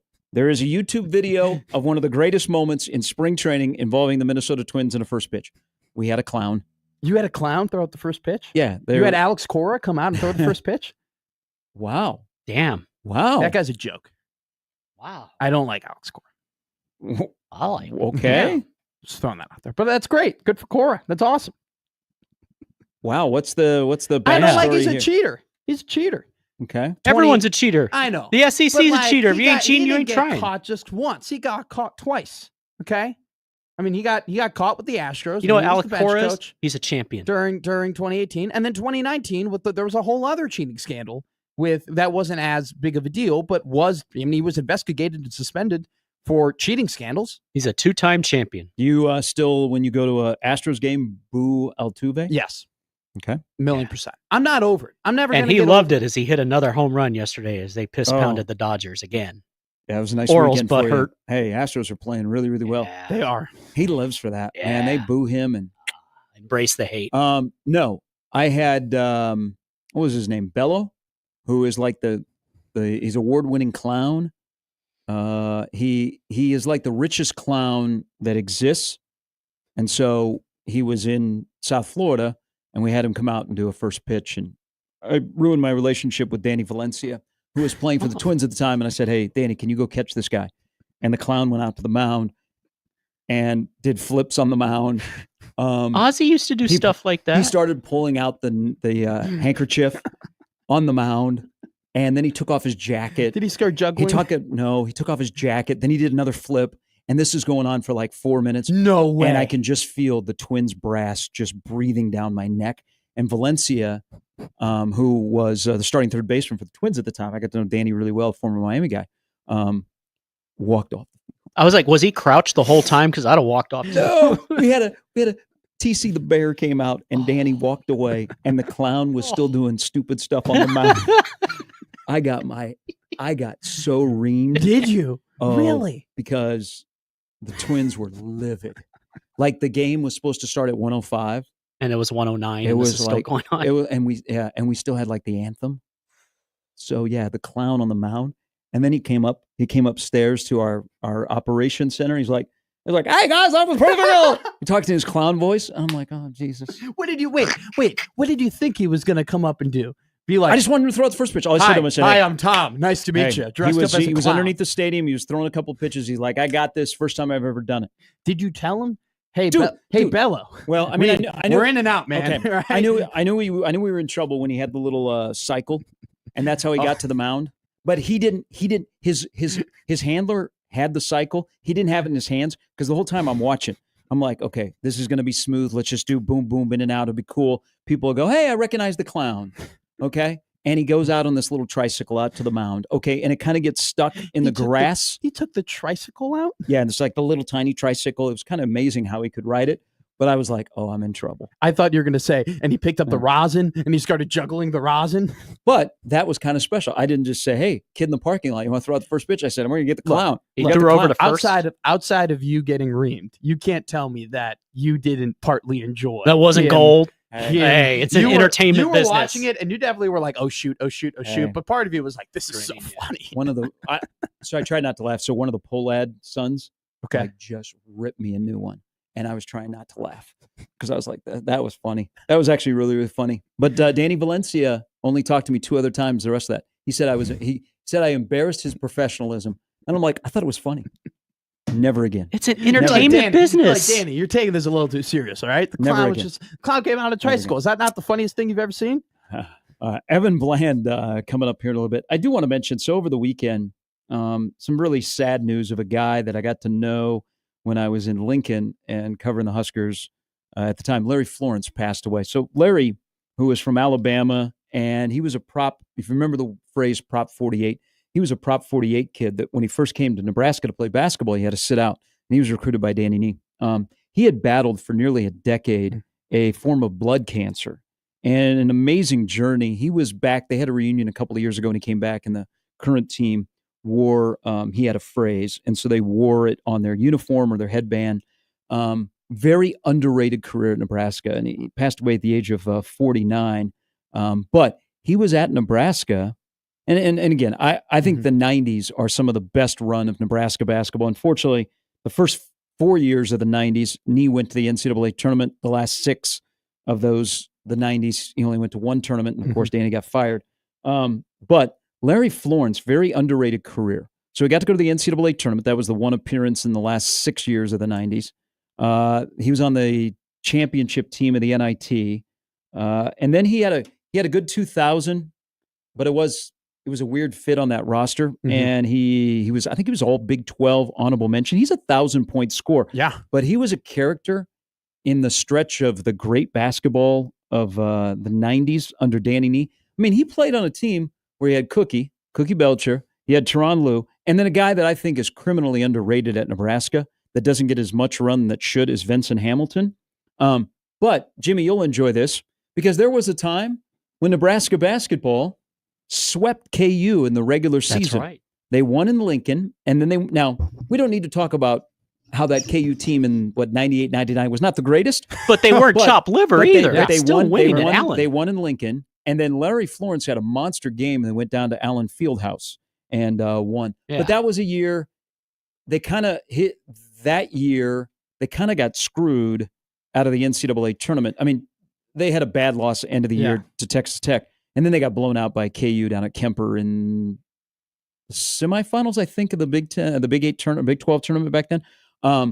But they went to Oklahoma that year and beat it turned out to be an NCAA team from Oklahoma. But they went down and won that game, and everybody thought they were going to be in the NCAA tournament. But Larry Florence, very kind of an underrated career because he played with some of the best like Lou and Vincent Hamilton. But man, I heard that, and I saw him from afar when he was back for the reunion.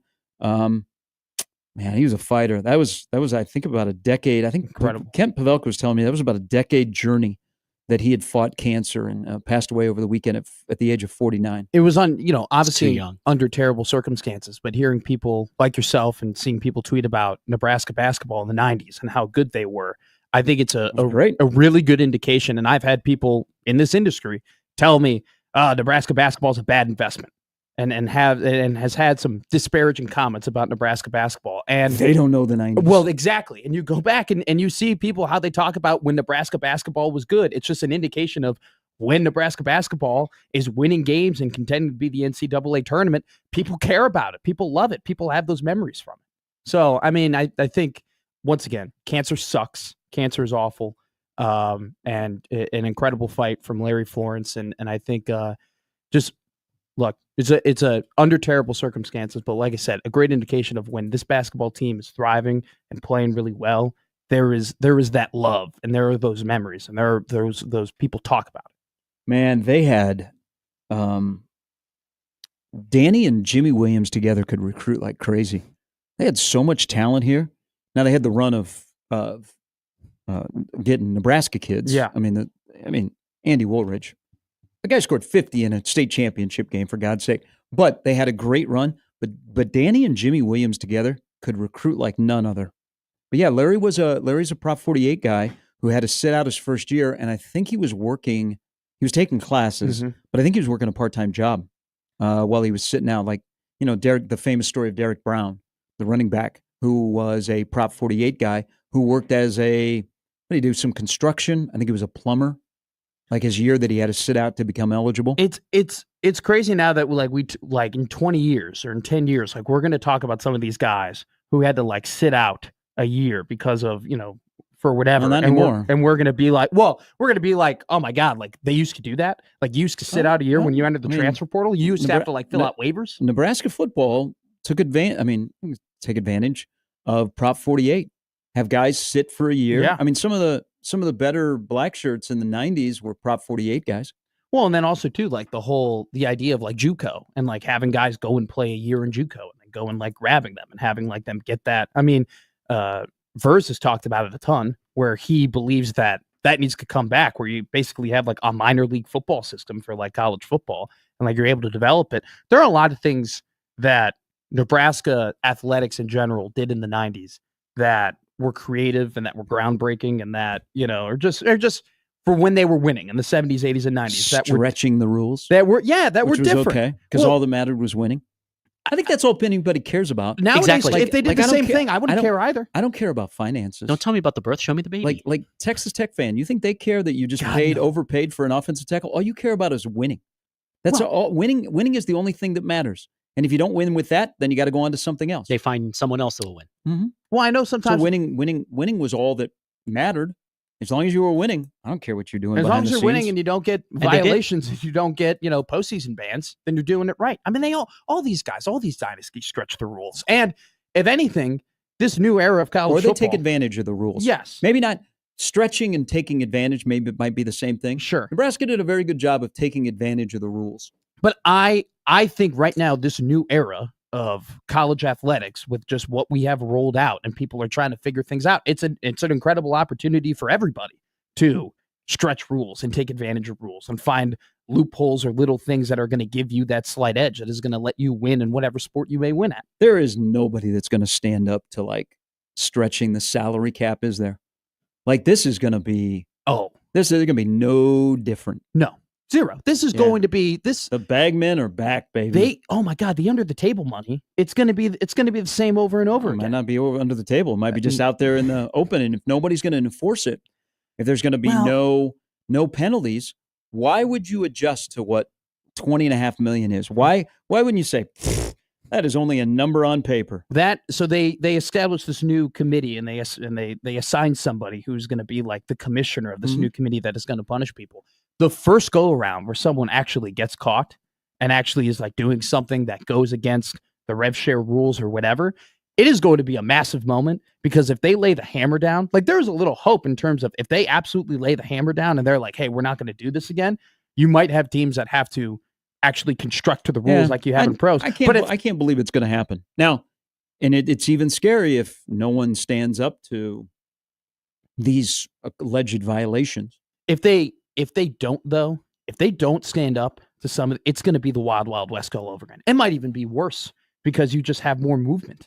Why? But until somebody gets dinged, why would you not do this? No, God, no. Why? There's no reason. There's zero reason. You should keep speeding until you finally get pulled over. And then when you get pulled over, you crack a joke to the cop, and You've been driving get on Dodge, off on a warning or Is that what a you nice do? little you got to make the cop laugh. If you make the cop laugh, you have a fighting shot. If you make a little joke or like, hey, how you doing? Or like, oh, I got, real nervous. Or one time I used the, hey, I'm screwed, man. You pulled me over when I was on the phone with my mom. She ain't going to be too happy. He's like, ha ha, you were just doing 40 into 25. It's okay, man. You can get off. Really? Yeah. It was off that. in a 25. It was off that ramp when you're coming off the highway in Lincoln, and it goes from you go from 65 to 45 to 25 into downtown, and I was coming off the ramp and I didn't slow down quick enough, and I got in the lane, and I got in the lane in front of a cop, and his lights came on. Did you not see the cop? I didn't see the cop at all until I went over, and then I looked at my rear view and I go, "Oh shit!" And then but I made him laugh. I got him off, and then I go, "Thanks for listening, man." I'm kidding. He wasn't a listener to the Gary Matt Show. That would be crazy if it was, because that was a long time ago, right? That was we have policemen who listen to our show. That was in Morning, January. guys. that was the first time I ever got pulled over, and it was in January. At least you're on a nice little run. What do you got? A couple since then? I've gotten pulled over two other times. But we're on a 3-month clean streak. We're on a 3. Better knock on some wood. And I did actually have to. I actually did get ticketed one time, and that has changed my life. Okay, the fact that I actually did have to pay money for a ticket. I swear to you, I drive the speed limit now. I make sure that I'm 5 miles between, because I'm paying that fine again. All right, when we come back, probably while you were sitting around your cookout or your barbecue. I can't believe that this is a thing that I am learning. This is a thing. There are a lot of people that are getting at me Husker Priest about this. In simplest form, a barbecue should involve barbecue sauce. Dogs and burgers don't usually have that. You can put barbecue sauce in a it can burger. be pretty good on a burger. You definitely, You really need to talk to Connor about this. Barbecue He'll have sauce on a thoughts. burger is awesome. Get an onion ring, Swiss cheese, onion ring, cheddar cheese, barbecue sauce. Making me hungry. It's not even 7:30. You probably sat around I prefer barbecue, and talked about Indiana football over the weekend, right?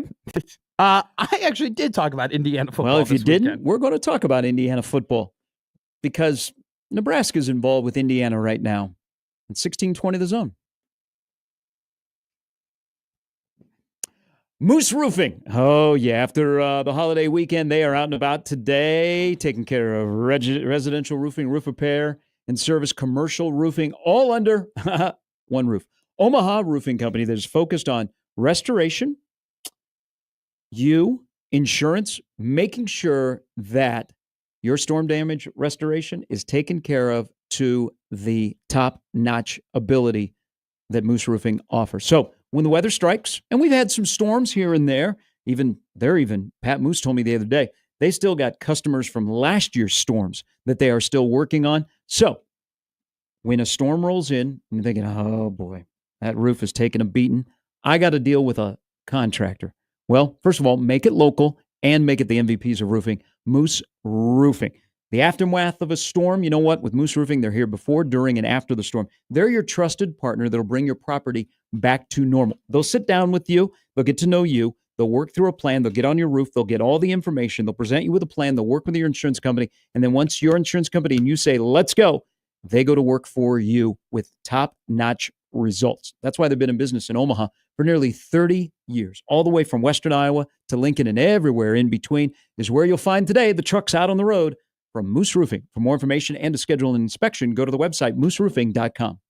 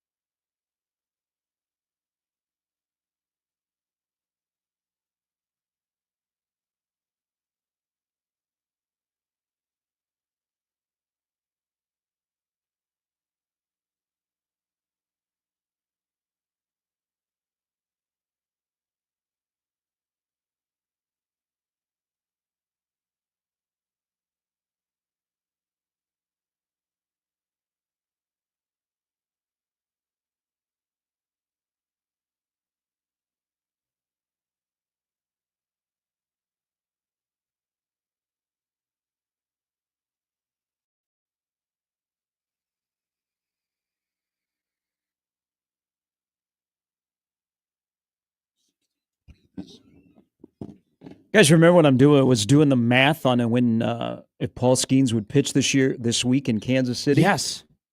Are we looking? Oh, no. No. Because of some postponements, Skeens pitched yesterday in Seattle. He started 42 games in his major league career. He's got a 1.95 ERA. Jeez. He's got 1 win in his last 13 starts, and his ERA is like 1.7. Yeah. So he pitched yesterday, but so he won't be pitching in Kansas City because the Pirates and the Royals open a series tonight at the K. But World Series preview. He will be pitching. Maybe the Brian Reynolds preview. What he'd look like in a. I'm gonna watch the heck out of that game because I'm going to be watching the scouting, the third baseman for the Pirates. You're putting the scouting hat back on tonight. You got to. So I don't know. Shaw's look good defensively. He's look really good defensively. I know. Someday he's going to win a Gold Glove, but probably not going to win a Silver Slugger. But so Skeens isn't pitching in Kansas City, which sucks because I was going to go down and watch him pitch. But instead, you can go Saturday and watch him pitch at Target Field. Oh, him and Joe Ryan, who probably should have made the American League All-Star team. Mm-hmm. But I'm over of snubs and getting upset about that because guys get hurt and eventually guys get added. It is also Byron Buxton Bobblehead Day. So there you go. Target Field, Saturday, Skeens against Joe Ryan, Byron Buxton, who hit his 20th home run and is the lone Twins All-Star Game representative. You can go and get that on a Saturday at Target Field. I am going to get mad about All-Star snubs, only because Seiya Suzuki is not going to be an All-Star this year, and that is an absolute. And I understand the whole like RBI thing, and people have put less stock in RBIs now than what they used to be, but he has absolutely been killing the crap out of the ball, and he's done such a good job with this Cubs team. And he's not a guy who's going to be a Hall of Famer. Okay, Seiya Suzuki is not going to, have a Hall of Fame speech or anything like that. And for guys like that, it's not necessarily about like 76 RBIs. Him and Sammy Sosa are on the same pace. 2001, Sammy Sosa. An accomplishment like this for him to have like the week to be at the All-Star game would have been really cool for a guy like that. Best thing that happened to him is Kyle Tucker. Kyle Tucker has taken so much pressure off of Suzuki in that batting order. That's a guy too who has hit so well that we have now forgot about that blunder that he had against Atlanta, dropping that fly ball, because King Tuck at a certain point, that's kind of all he was like not known for, but remembered for in terms of being in a Cubs uniform. And now he's a part of the Smash Brothers. I guess I used to get riled up about All-Star snubs, but eventually, like Valdez from your Astros, Jimmy, I think should be an All-Star. Yeah. Trey Turner's had a really good year. Juan Soto has had a good 3 weeks. That doesn't make you an All-Star, so step off. Joe Ryan should be in the All-Star game. But here's how I look at All-Star snubs. Again, younger Gary would lose his mind. Yes. And I'm with you. Suzuki is deserving, but I'm glad that he doesn't want to go because I think it'd be great to have him have a couple of days off. If you are willing to go on a hunger strike or do bodily harm to yourself because your favorite player did not get in the All-Star game, then that means it's a snub. I don't think there's ever been a snub then. Okay. I would never not eat food because, Seiya Suzuki isn't an All-Star. I love food too much. All right. So I wasn't going on a hunger strike because Tony Campagna wasn't going to be playing in Petco Park. So not a snub, just an overlook. Suzuki will get in. There'll be an injury. Have you ever went on a hunger strike because of? Yeah, when I was a little kid, and I also threatened to run away. And then I knew I was in trouble when my mom said, "Oh, good. Here's your bag. Here's your bag. We'll pack your suitcase." And I'm like, "Okay." So I made it to the end of the driveway, and I was like, "This isn't going according to plan." So little 9-year-old Gary had to go. Regroup. He stood in the driveway, and I was like, "What do I do?" Lock the doors. Really? Oh God, yeah. My mom wasn't messing around. She's like, good luck. I wrote a goodbye note. Okay. I wrote the whole, if you're reading this means blah, blah, blah, whatever. I obviously didn't run away, and I kept it in my desk. And 4 years later, my mom was cleaning out the desk and found my goodbye note and was like, the hell is this? Writing assignment for English. I was writing a story. All right. If you were that'd be a really bleak writing assignment. Well, you didn't finish. So you said you talked Indiana football this weekend. Did you talk about who is the next Indiana? No. That will be a phrase that I bet in the month of July, a lot of people will become sick and tired of I'm of already sick and who will tired of be it. the next Indiana of 2025. By the way, they had a good pickup over the weekend. He's got an eye for talent. That's a scary thing, that the head coach at Indiana knows talent and then knows how to go get it. But the next Indiana, because Nebraska is mentioned as the next Indiana, which I don't think is possible. There is no such thing as the next Indiana. Yeah, because I think there is. Well, I think there is. So the next Indiana has to be a team that like nobody is expecting. That is true. That nobody is talking about. I say you did not see it coming. Like if we're proclaiming that a team is going to be the next Indiana, okay, I think that eliminates them from being the next Indiana. Like if they become, That's a good point. Like if they become a very like Illinois, I don't think you could say Illinois No, is they the are next not. They are Indiana not. because we all know they're not the next Indiana. They're just going to be a really good team this year. Yeah. So it might be this is a better one. So like the next Indiana would be Florida State or Auburn. I think Auburn's a great one. Auburn had a massive dabble in the portal. Yeah. And they were 5-7 last year. And nobody, even Lane Kiffin, who is humored by Hugh Freeze golfing. I saw that tweet. What Lane Kiffin would have done 5 years ago in the Big Ten. Is Auburn would fit the bill as no one sees this coming. But I think a better discussion about this is who is this year's Arizona State? Because Arizona State last year 11-2, 16th out of 374. What 11-3? Yeah. Indiana was 11-2, but Arizona State, I'm pretty sure 2 years ago were 3-9. They were terrible. They didn't do a lot in the portal. They had a returning quarterback that was a portal guy. They had a young head coach. Nobody was really talking about Arizona State, but Arizona State made the playoff. They won the Big 12. I think if you're going to say, well, is Nebraska going to be the next Indiana? No, because there's a small portion that you could talk yourself into. Sure. Nebraska going 10 games this year. Could they be the Arizona State that won 11 that really nobody talked about and was 16th in their preseason poll in the Big 12? What was more impressive last year? Arizona State. Now don't do recency bias or what they have had in the past, Right. or living in Tempe compared to Bloomington. Just the 1 year. Just what was more impressive last year, Arizona State or Indiana? I think Arizona State, just because Arizona State had high quality wins, and Arizona State nearly beat Texas. I mean, they were damn close. Yeah. That was a super competitive game. Indiana, I mean, they only lost by 10 to Notre Dame, but that was a stiff arm. I mean, Notre Dame had that kind of from the first quarter. That game was over. I think Arizona State was a better team last year than Indiana was, but I think last year in terms of optics, though, Indiana was more impressive because Indiana forever has been a team where you're not looking at their roster, you're not looking at their wide receivers or their quarterbacks, and you don't. How many people really remember Indiana football players have those true memories? I think from an optics perspective of every year in the Big Ten, you see Indiana on your schedule. If you're a team that cares about football, you go, well, that's a win. Yeah. Oh, we play Indiana this year. That's a win. I'm right there with you because we always looked at Arizona State and was like, well, they should be good. Yes. And they have had stretches of good football, but then Herm Edwards came along and tried to bury him in the mountains outside of the stadium. But you've always said, well, Arizona State should be good because of the location and they have a little bit of history, and look at all the NFL guys that they have produced. I'll give you another one of the who is this year's Indiana. That is a great phrase. I hope every podcast I listen to about college football is about that. What about North Carolina? Okay. So this is... What was North Carolina, 5-7 last year? Like 5-7? I think, though, the difference with North Carolina is kind of the same deal where too many people are talking about them. Like, we have too much of an eye on North Carolina for them to be talking about North Carolina. Well, I think we're all aware. Okay, Frank Cignetti. Are we talking about their football team or their head coach? We're talking about their head coach, who happens to Didn't coach we have their this football discussion team. in the past? You were like, people are talking about their team, and I said no. They're the guy that they're talking about. They're not looking at their roster. They're not talking about that Bayor guy that went to Nebraska and then Mizzou and then went to North Carolina all in the span of about 3 months. How's he going to play?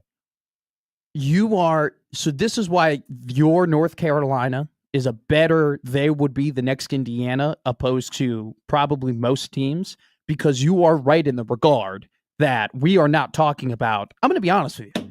I don't know too many players on North Carolina's That's football true. team. I don't either. I don't. I'm not I'm going to just- profess to say that I No, do. I'm not going to I don't, right? So they are winning. Like they can do. they qualify in that regard, that I got no clue who's lining up and who's playing. But I know that Bill Belichick is their coach. I know that this year I'm going to be tuning into watching North Carolina football. I'm trying to, part of me getting on this tirade of you can't call anybody Indiana football is to give respect and try and make people understand how uncanny is what they accomplished last season. Nobody was talking about Frank Cignetti. Nobody was talking about, hey, look out for Indiana football. Nobody was saying this is a team that's going to win 11 games. It was, oh yeah, they won, it's kind of how we talk about Purdue in a way with Barry Odom, right? Like we talk about Purdue now with, oh yeah, Barry Odom's there. They hired a coach. Let's see if they be competitive in a couple of years. No one saw that coming. Phil Steele loves Bill Belichick. Phil Steele probably couldn't name many guys on North Carolina's roster, but they're already in the top 10 most improved. And Belichick is going to do something maybe down the road that they haven't done in 42 years, and that's win an ACC title. Gio Lopez is their quarterback, transfer from South Alabama. Yes, he's athletic. I remember when they got when I read the scouting report on him, they were like, this is a really athletic running quarterback from South Alabama. That's all I know about them, though. I know they got a very athletic quarterback that they got from the portal. Other than that, I don't know anything about them. I haven't gotten that far in my athlon. So basically, if you are doing a college football national podcast and you are not addressing who is the next Indiana, you are doing it wrong. I just don't. What if the next Indiana is actually Indiana? Well, here's my problem with the whole who's going to be the next Indiana. It's so lazy because it's the next Indiana. It's just a team you didn't think was going to be good, and then they were good. That's all it is. I mean, just could be Florida State. That happens every year that we think a team is not going to be that good, and they end up being really, really good. Florida State was 2-10. They have to be really bad the year before. You have to be 3-9-ish. Like Nebraska, if Nebraska made a run, there would be someone to go, you know what? They're kind of year number 3. But it's not. Nebraska cannot be the next Indiana because Nebraska is a football school. Nebraska has been building something. This isn't just a 1 year, oh my God, this happened.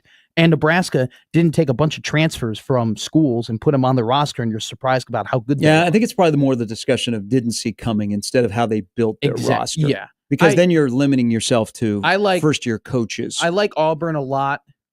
Can we see South Carolina coming too much? In terms of but they wouldn't be like the next Indiana. No. I think Auburn is probably your best bet. I think Michigan State is gonna be good this year. And like I've told you over and over again, I'm fawning over Aiden Childs, and I love Jonathan Smith. And they have a good wide receiving core, and they're a young team. I don't know if they're going to be good enough though. I think they're just going to take a regular step and play better than people expect them to play. I don't foresee them making the playoff. I think Auburn, and I think Jackson Arnold is going to he's going to take another a step. I know that a lot of people were very excited for him in Oklahoma, and he didn't play that well. I think Auburn is probably your best bet, but I just think Indiana's so unique. It's so unique what they did last year that it's hard for me to really be like, oh, there's another team that's going to do that. All right, so if Andy Staples and Ari Wasserman have not addressed who is going to be the next Indiana or the year 3 Matt Rule jump, will Matt Rule be the next PJ Fleck? Did you text Brett and say, hey, can you not put Matt Rule year 3 jump in the Pick 6 previews, please? I think he does have a mention because a couple of months ago, we were texting back and forth. He was just asking some question. But can Matt Rule be the new PJ Fleck? In terms of consistently winning year after year and overperforming. Have you ever looked at what talent? PJ Fleck did in his first 3 years at Minnesota? No, I haven't. What did he do in his first 3 years? What did he do in his first year? What was his record in his first year? In his first year at Indiana, PJ Fleck in Minnesota. In Minnesota, was 5-7. What did he do his second year? Wow. Then he was 7-6. What did he do his third year? He went 11-2.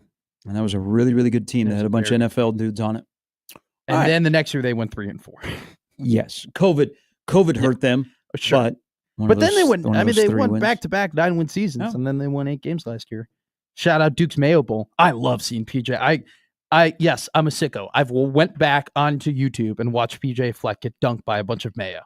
Okay, I've done that. It's a great video. 5-7-11. That 19 Minnesota team was really, really good. It's a great 5-7-11. Sounds like a great triple B shirt to make. By the way, this week is 7-11 week. And we Oh. still have no 7-Elevens in Nebraska. All right, quick break. We'll come back. Still ahead. Evan Bland will stop by. Plus, Nebraska lost an in-stater over the weekend in recruiting. Lost him to Iowa. The Bumblebees got him. Well, there's a lot in there. Plus, The Athletic, because they know what we want, and because it's that time of the year, the top 100 college football rivalries. Why is Nebraska, Iowa in the top 50? Is it all time or is it current? All time. Yeah, I don't think it should be in the top 50. Not now. Not right now. Eventually, hopefully. Still a long way away. It is. We'll discuss as we roll till 10 and 1620 The Zone.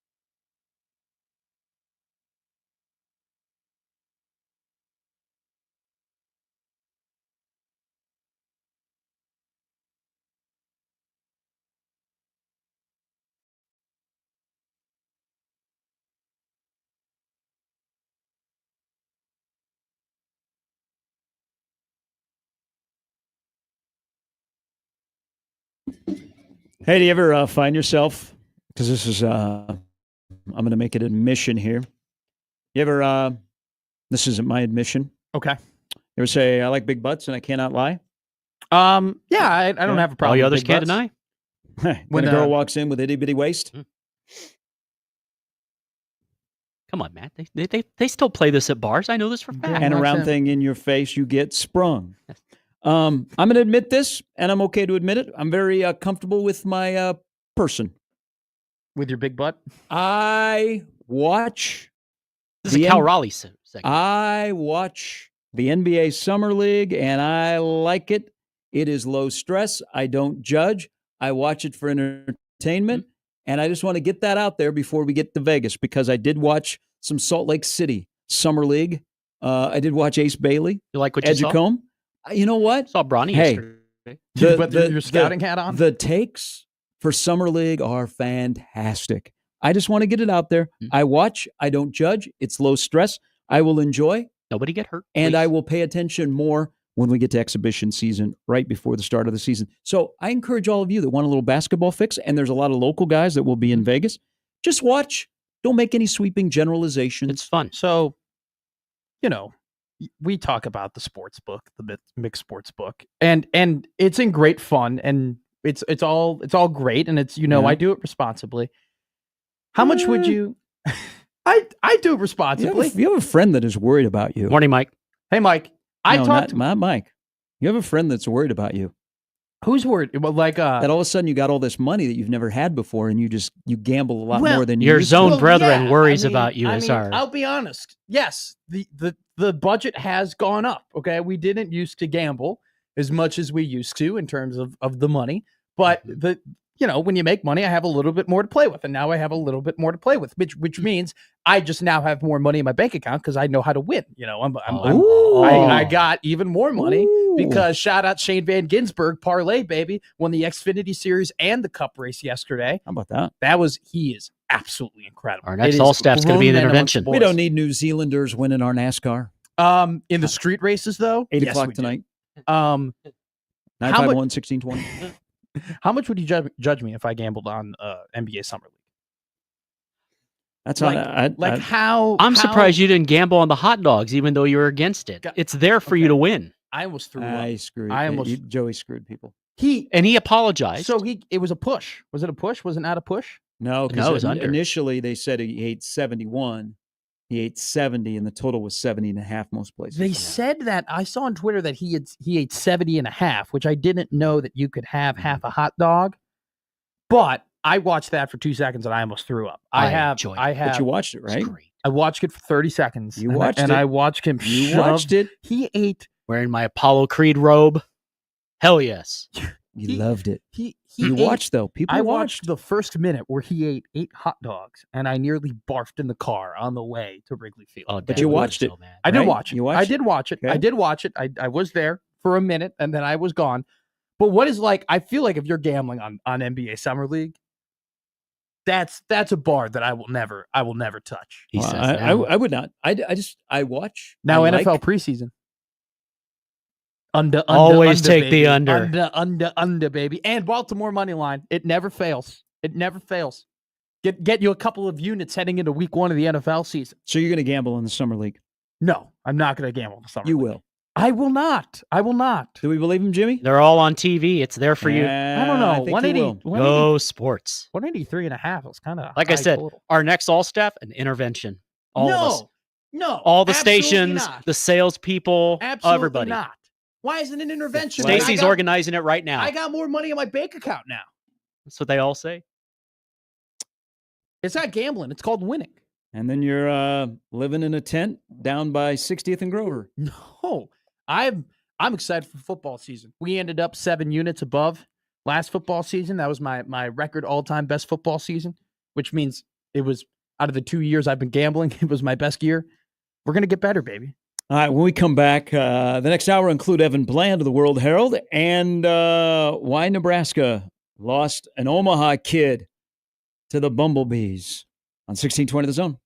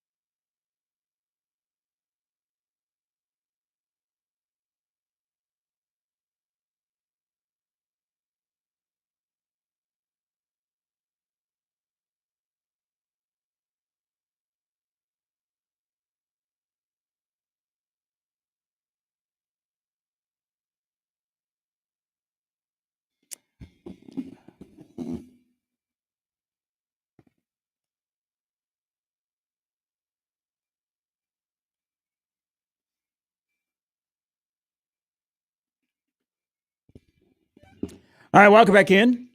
Hour number 3. Great weekend for music. Oh. Okay, so Oasis. Yes. Which we had a we've 4-hour discussion about on the show when they announced the reunion tour. They sounded really, really good. That's what I was told. Now, if they can stay together. Are they not? Now you're fighting asking yet? for too much. There were people who actually thought that they would only last one show. Yeah. And I think that concern is real. Oh, they have to be. So I'm not an Oasis fan. If I'm being honest with you, I didn't listen to an prerequisite for your Oasis song, position. or I didn't knowingly listen to an Oasis song until they got back together. And where I was working, everybody was freaking out about it because for whatever reason, sports broadcasters love Oasis, and I think everybody was having a 4-hour show that day. The new Springsteen? Is it serious? Oh, maybe. Potentially. I don't know. I'm not making any claims. Media people like Oasis? You guys aren't the only one that had a 4-hour show about Oasis. I mean, it was heated. There was like where I was working at the time, they also had a very long show about Oasis and how like excited they were about it. So I didn't knowingly, I've now caught up on the lore. I've caught up on the fact that they throw things at each other and they're always yelling at each other and they're fighting. Sounds and then like an Eagle game. Then, there just happened to also, I think one of them got divorced, right? And so that also just happens to kind of coincide with their reunion tour and whatnot. I hope they last, but I kind of love the drama. I kind of love the fact that you don't know. Like, it's a genius marketing ploy. Every show could be the last show. That is true. Like, once you're there, like, I don't think you really know you're listening to Oasis until they start singing. And maybe even halfway through the show, they could stop singing. They sounded really good. And all the clips that were shared. You know who else sounded really, really good? And this was it for him? Ozzy Osbourne. Mm-hmm. Ozzy Osbourne and Black Sabbath. They played for the final time together. He and over I the both weekend. been to the Alamo. 40,000 people watched. And Ozzy, who is battling Parkinson's, his voice is nowhere near what it used to be back in the heyday. I watched part of that concert. God, he sounded great. That's the best that he has sounded in a long time, and that was it. He knew. Now, he's still going to record some music, I think he said, but in terms of being with Black Sabbath, that was it. Good on Ozzy, because that sounded like, and for some reason, when I was growing up, Black Sabbath was very popular in Iowa. Ozzy, of course, that's the place where Vets Auditorium, he bit the head off the bat. Ooh. So there's always been a connection between the state of Iowa and Ozzy Osbourne. Of course, maybe you didn't know. I did not know that. But he sounded great. Good on him. But you know who sounds even better? Better than Ozzy doing Ozzy? Frankie Valli? No, I was making, no. He's 174 years old. Have you guys seen we've the seen TikTok videos? Yeah. Dad saw him in concert and said they... Do you know who does Ozzy better than Ozzy does himself? Who? Jack Black. Oh, yes. Really? Jack Black sounds just like Ozzy. Yeah. When he did Mama, Mr. Crowley. Mama, I'm Coming Home, you would think it was peak Ozzy singing that song. So Jack Black has got to be one of the most underrated just actors, performers, talented people. Peaches. I mean, it's banger after banger. All right, it's the lava. I mean, he was great. I know that the Minecraft movie, everybody was a joke about it with the chicken jockey, but he was actually very good in that movie. He was incredible in Jumanji. Mm-hmm. In Jumanji, it was absolutely insane. School of Rock. School of Rock. Give me the stage. Let's rock today. I mean, there's nothing better than that. Yeah. He is such a quotable actor. So if you get a chance today, watch him doing Ozzy. I mean, and don't look at the screen, and you would think it is peak Ozzy. Yeah. But I loved it. I love that because he sat the video the time I watched. They had him sitting on a throne because he can't move around, and he was great this weekend. It always just amazes me how long these performers can go, like singing and touring and everything like that. I'm pretty sure AC/DC is still is still playing. I saw that video on Twitter. They'll shake you all night long. Hey, That's crazy. crazy. Now Brian Johnson's voices, but they still sound. That's still a banger. Mm-hmm. Still a banger. Isn't Aerosmith still going too? No, because Steven Tyler voice is not good. Okay, but they were supposed to come here. Yeah, years ago, I think they've talked about. I think he's getting better. They want to do one more tour. Mm-hmm. but his voice is so messed up. Willie Nelson was in Chicago like 2 years ago playing a guitar. No, Willie Nelson's still touring. He's 92. Must be protected at all costs. Absolutely. He was playing a guitar with a broken guitar. There was like a hole in his guitar. And I'm like, does Willie know? Willie's got a lot of money. Let him go and get arguably the most important Texan. He had a hole in his guitar. Campbell. He had a hole in his guitar and a hole in his shirt, and he was playing. That's Willie. I mean, it was insanity. Again, Evan Bland coming up here in a little bit. So over the weekend, recruiting, we did not have a Freedom announcement on July 4th, where Nebraska got one of the best pickups ever. When a guy named Freedom from Kansas City says he's coming to Nebraska on July 4th. But Darian Jones from Omaha North, not really a surprise because it was going to be an uphill battle for somebody who has been a lifelong Iowa fan. Picks Iowa over Nebraska, where his brother could be a starting cornerback this year, which makes you appreciate in that household. That's a good family, by the way. That in that household, Nebraska got Donovan and the way that they did. But it was going to be a challenge to get him to flip from his priority or his preference. It's a big loss for Nebraska. I've said this many times. I was on to him last year. We did a few Omaha North games last fall, and I was like, this guy is standing out. I mean, your eyes immediately go to Tyson Terry. By the way, kudos, no brainer, prep athlete of the year. I wish he didn't have the bum knee because remember, he's a year older than most of the kids that are coming into college. But Tyson's going to get healthy and he'll be back. But watching North play, he'd be like, man, is this the better Jones? Yeah. So I've always held him in high regard. I think he's either the number one player in the state or the number two player. So to me, it's a loss because I want as many good players as possible, regardless of where they wake up and they get their mail.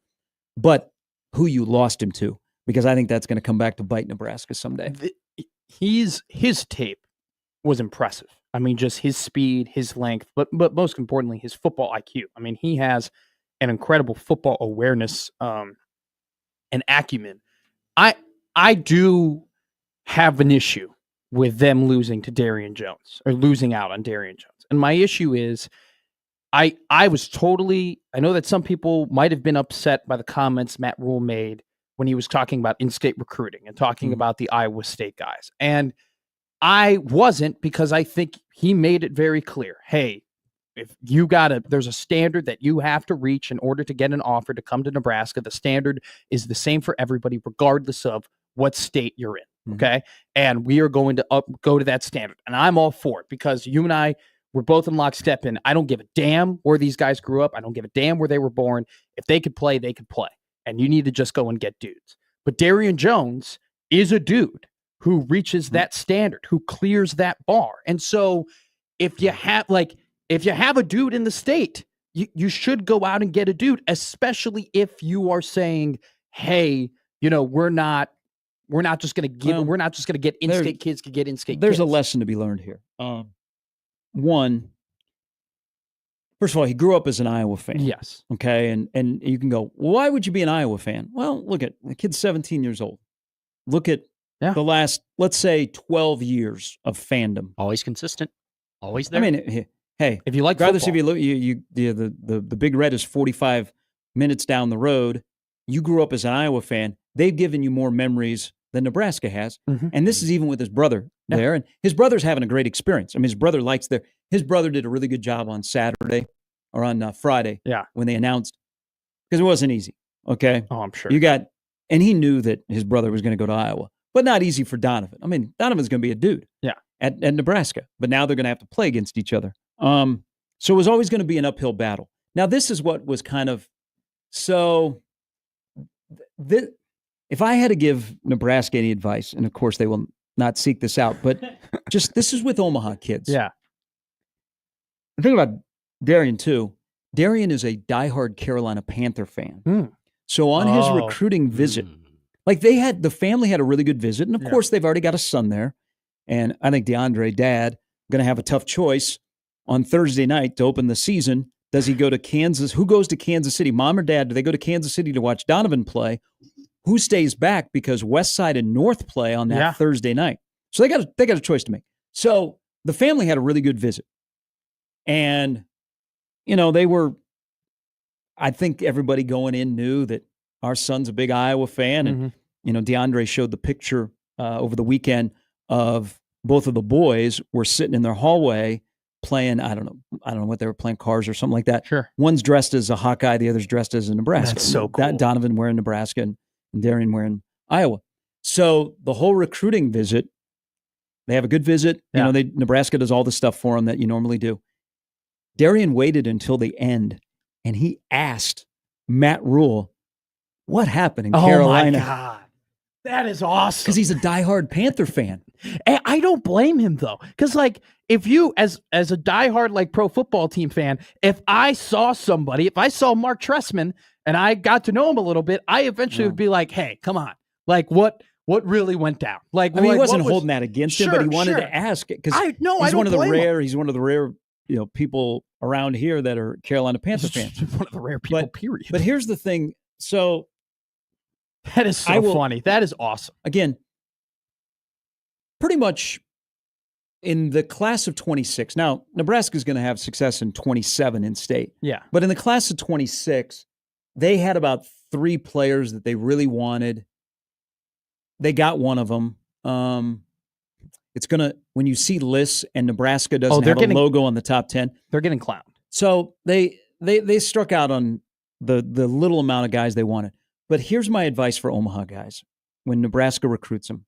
And Nebraska under Matt Rule, I give him credit because they do a quicker job of evaluating in-state players to decide if that guy can play at Nebraska and if we're going to pursue him, if we're going to make him a priority. They do it really, really early in the recruiting process. Because here's the thing that happens in Omaha. And I believe this is an Omaha thing. If you live in Lincoln, you're around Nebraska every day. Yeah. You live in Omaha, you go to Shields, and probably the first T-shirts and gear you see is Oregon or Iowa before you go over to the large section that has Nebraska in it. But kids in Omaha, and this also starts at the home with mom and dad and coaches. So if Nebraska wants an in-state kid, they identify them early and they make them a priority. And if you don't, and they evaluate a lot of in-state kids, if they don't think they're a priority, you move on right away because you can't come back because this is the general sentiment in this town. And if you are in this business in this town or you're familiar with recruiting in this town, you know what I'm talking about. And it's an Omaha thing. And maybe it's not just an Omaha thing, but I hear it more in Omaha from parents and kids, is they like Nebraska, but why are we a fallback plan? Yeah. You went to Texas and Florida and tried to get a kid at the same position and he turned you down, so now you're turning to me? Homie, don't play that game. That's a thing that happens quite a bit over a few staffs in this town, is if you want me, come get me. Yeah. And I might not end up there. Well, I might not end up there, but at least you have an interest in me, and I'm not a fallback plan, because I think in this case, as much of an uphill battle that Nebraska was having, it felt like, hey, you didn't get this guy, so somebody on your staff had to encourage you to take a second look. The thing, though, is that Nebraska, too, is not a program where even if you're a fallback plan, you're like, okay, great, right? Because if you're Georgia's fallback plan, if you're Alabama's fallback plan, or one of these top teams in the country, you don't care. You're like, hey, I don't give a damn that you talked to 4 people beforehand or whatever. You didn't get the guys that you wanted. I'm honored to play for these teams because these teams are great and they've shown year in and year out in this century that they can win. Nebraska hasn't. Nebraska hasn't won. And so when you become a fallback to the team that just broke the longest bowl streak drought in the country, it's even more of an insult of being like, don't act like you're so high and mighty, like you're so great, like you've been winning all these games, and then I'm just, you got to come back and get me because you didn't get the guys that you want. So I think that factors into it too. And also too, like there is a bit of, and this isn't a Darian Jones specific thing, okay? Because I don't know the family dynamics or anything like that in terms of why he was an Iowa fan or whatever. But I think just in general, with college football, it's been hard for kids who have been born in 2010 and 2009 and 2008 to have grown up and been Nebraska fans. Like, it has been, if you grow up and you're watching your team lose over and over and over again, there are more and more kids that I know in my generation who are totally fine with saying, screw this, I'm going to root for a different team. I know people, so many people my age who root for random teams because their teams that they were in their hometown lost a lot. And they're like, I don't want to root for a loser. I want to root for this winner. And so, like, that is a factor too that Nebraska could potentially be fighting against over these next couple of classes because they haven't won enough and been able to establish memories with younger kids. That's a really good player that Iowa picked up, but it's going to be cool that both of the Jones boys will be on the field. Donovan will play a lot of football this upcoming fall, but it's now we can kind of close the book on 26. There's no more kids out there in state that Nebraska is waiting for, and they will have a good 27 because they identified some players early and they were one of their first offers. That's another thing I hear is we'd like to be Nebraska's first offer if we're in state, which I don't have a problem with that. But if you look at the class of 27, there's like a Pittman, for example, and he's got a plethora of offers and some offers that are well above Nebraska. But Nebraska was one of the first offers that he got, I believe, between his freshman and sophomore year, or he might have gotten it as a sophomore. I mean, yeah, I don't blame people at all for having that sentiment or having that attitude that, like, don't come to me as a backup. Okay, if Nebraska starts winning games and is builds a program to the point where they're consistently making the college football playoff, then they can act in that way, and it's totally fine to act in that way. But when you have consistently been winning 3 to 5 games every year until recently, I totally do not hold it against anybody who's like, screw that. I'll go to this team that actually wants me. They'll be good in 27 in state. So this discussion will, but I always say this, it is so great for the state of Nebraska that there are multiple, I mean multiple Power 4 guys, not just Division I, but multiple Power 4 guys. All right, quick break. We'll come back. Evan Bland will join us before the hour is over on this Monday. It's going to be a slow day. You trying to jinx it? Mm-hmm. No, there's no. Okay. No. Just it's the first Monday back in. Yeah. Unless you got the video game. It's going to be a great day. Great call here, Jimmy. Mm-hmm. Today. Not a good call.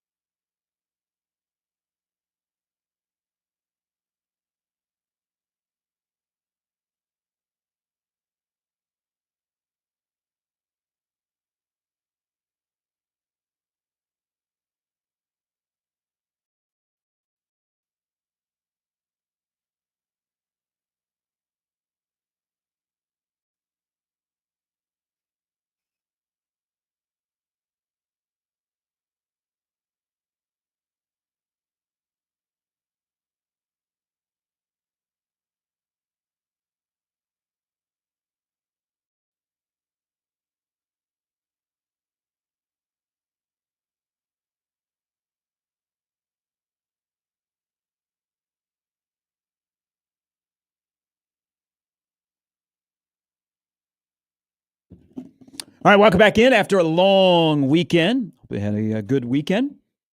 Did you see your favorite college football team, Indiana? in South Bend, Indiana? What they're doing in recruiting? They are killing. Hell yes, they're getting our childhood. They are dominating. Baby bus. Can we celebrate something about college football? Nebraska had a flurry at the end of June, and it seems everywhere you look, everybody is recruiting well, including Syracuse, who got a 5-star over the weekend. Alabama is just cooking. Michigan's cooking. Yes, they are. Michigan's like killing it just seems as the talent is spreading out, Mm-hmm. seems like everybody is having a good recruiting run. But man, you know how you build championships. You get the sons of former great players. What do they got? Bettis, Fitzgerald, Finley, and Burris. Yes. And they're all at wide receiver. So they also have gone. So here's another scary thing. And I'm a huge Marcus Freeman fan. Yes. I think they're going to be on the reg as long as they don't have a offensive guard who broke his funny bone. I think we should say funny bone. Why do we say humorous? Just say funny bone. I think funny bone is a lot better than saying he broke his left humerus. Just say he broke his funny bone. Isn't it a very serious injury though when you break your humerus? Like I don't think there's anything humorous about breaking your humerus. Screw you. See what you did there. That was I'm a little concerned. That was a really good fake laugh. Like It's a jump to conclusions. That was a concerning fake laugh to the point where I now might think that you've been fake laughing on some of my bad jokes to make me feel better. Hot ice. I heat up the ice cubes. It's the best of both worlds. Like there have been some stupid ideas that I've had that I think I've seen that laugh thinking like, good job, Matt. That was a good one. But they've gone into Texas. Like I don't recall they've gone. I don't recall everywhere. like Notre Dame doing a lot of work in Texas since only at the Cotton Bowl. But when Freeman shows up, they go into Texas and recruit. It's scary now. I have to shout out a lot of my Notre Dame friends. I have a lot of friends who go to Notre Dame or root for Notre Dame. And when Freeman got hired, it was okay. Yeah, maybe he's not the same quality of X's and O's coach as Brian Kelly is, but the recruiting is going. The recruiting is going to be better. Like that was kind of the sell. Like, hey, they're going to be able to get better talent to Notre Dame. And I was at.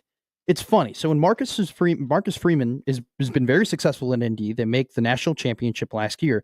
But not only did he lose to Northern Illinois at home, but he lost to Marshall at home. And I was at that game that they lost at home to Stanford. Okay.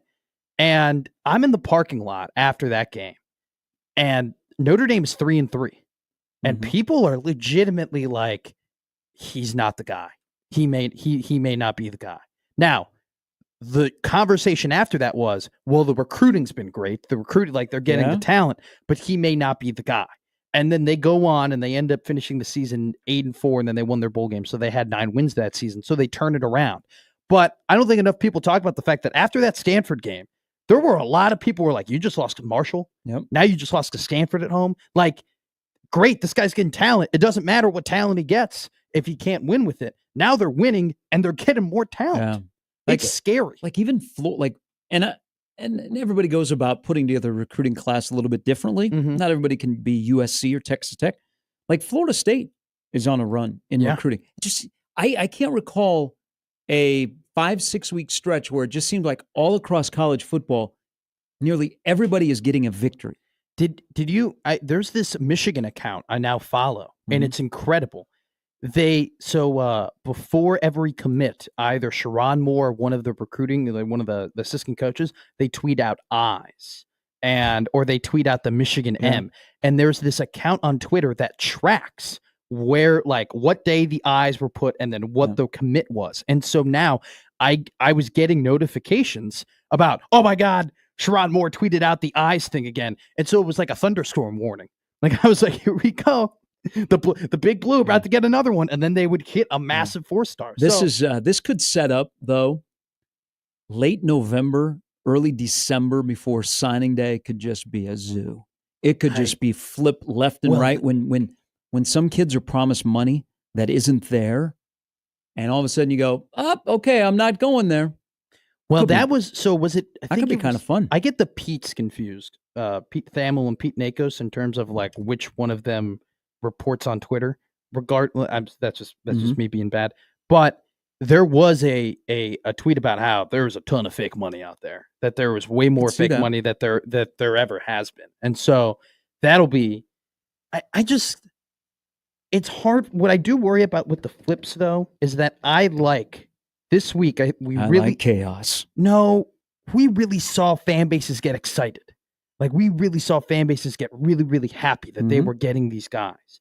And if we get to November and all these guys who are committing now are flipping left and right, I feel like it takes away like the excitement of when a guy commits in June. Hey, we You get to know? that point, we get towards the finish line. I don't care about your happiness. I'm only worried about my happiness.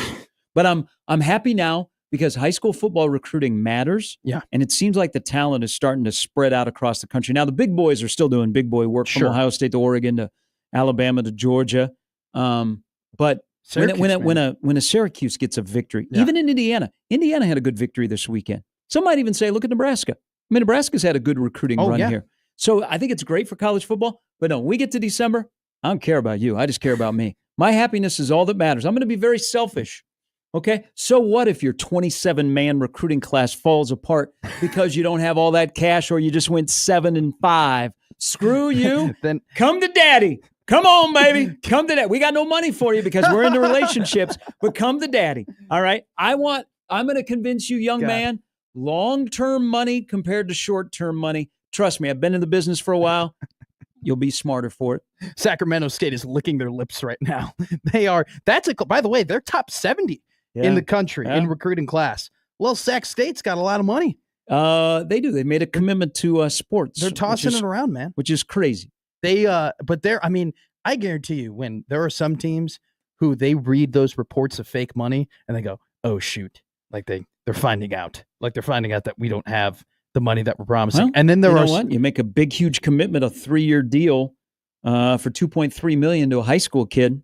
You get what you deserve. Well, I hope it works out for you. I think we're all finding out too, though, that $20.5 million is not a lot of money at all in terms of like building a roster. Now, I know there's more than that with the NIL and the other things as well, and the investments that they can make. But still, even when you get to $40 million, that's still pretty tough to make invest a lot into a lot of people. That's why this is going to be good for college football. It'll be great for college football.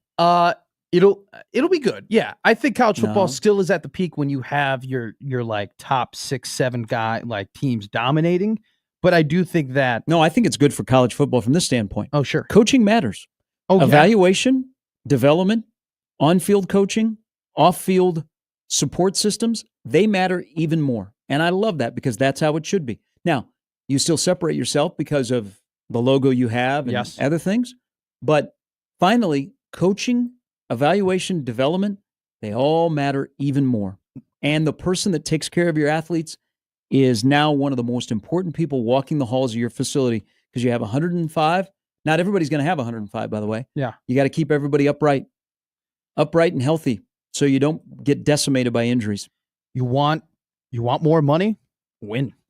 That's it. I mean, like that's kind of the reality we're now in with the athletic departments. If you are a coach and you don't think you're getting the rev share money you deserve, it's quite as simple as this. Win more than what we expect you to do, and then we'll keep giving you more money so you can keep winning and going to higher expectations. So that's exactly what you talk about when you're like coaching matters.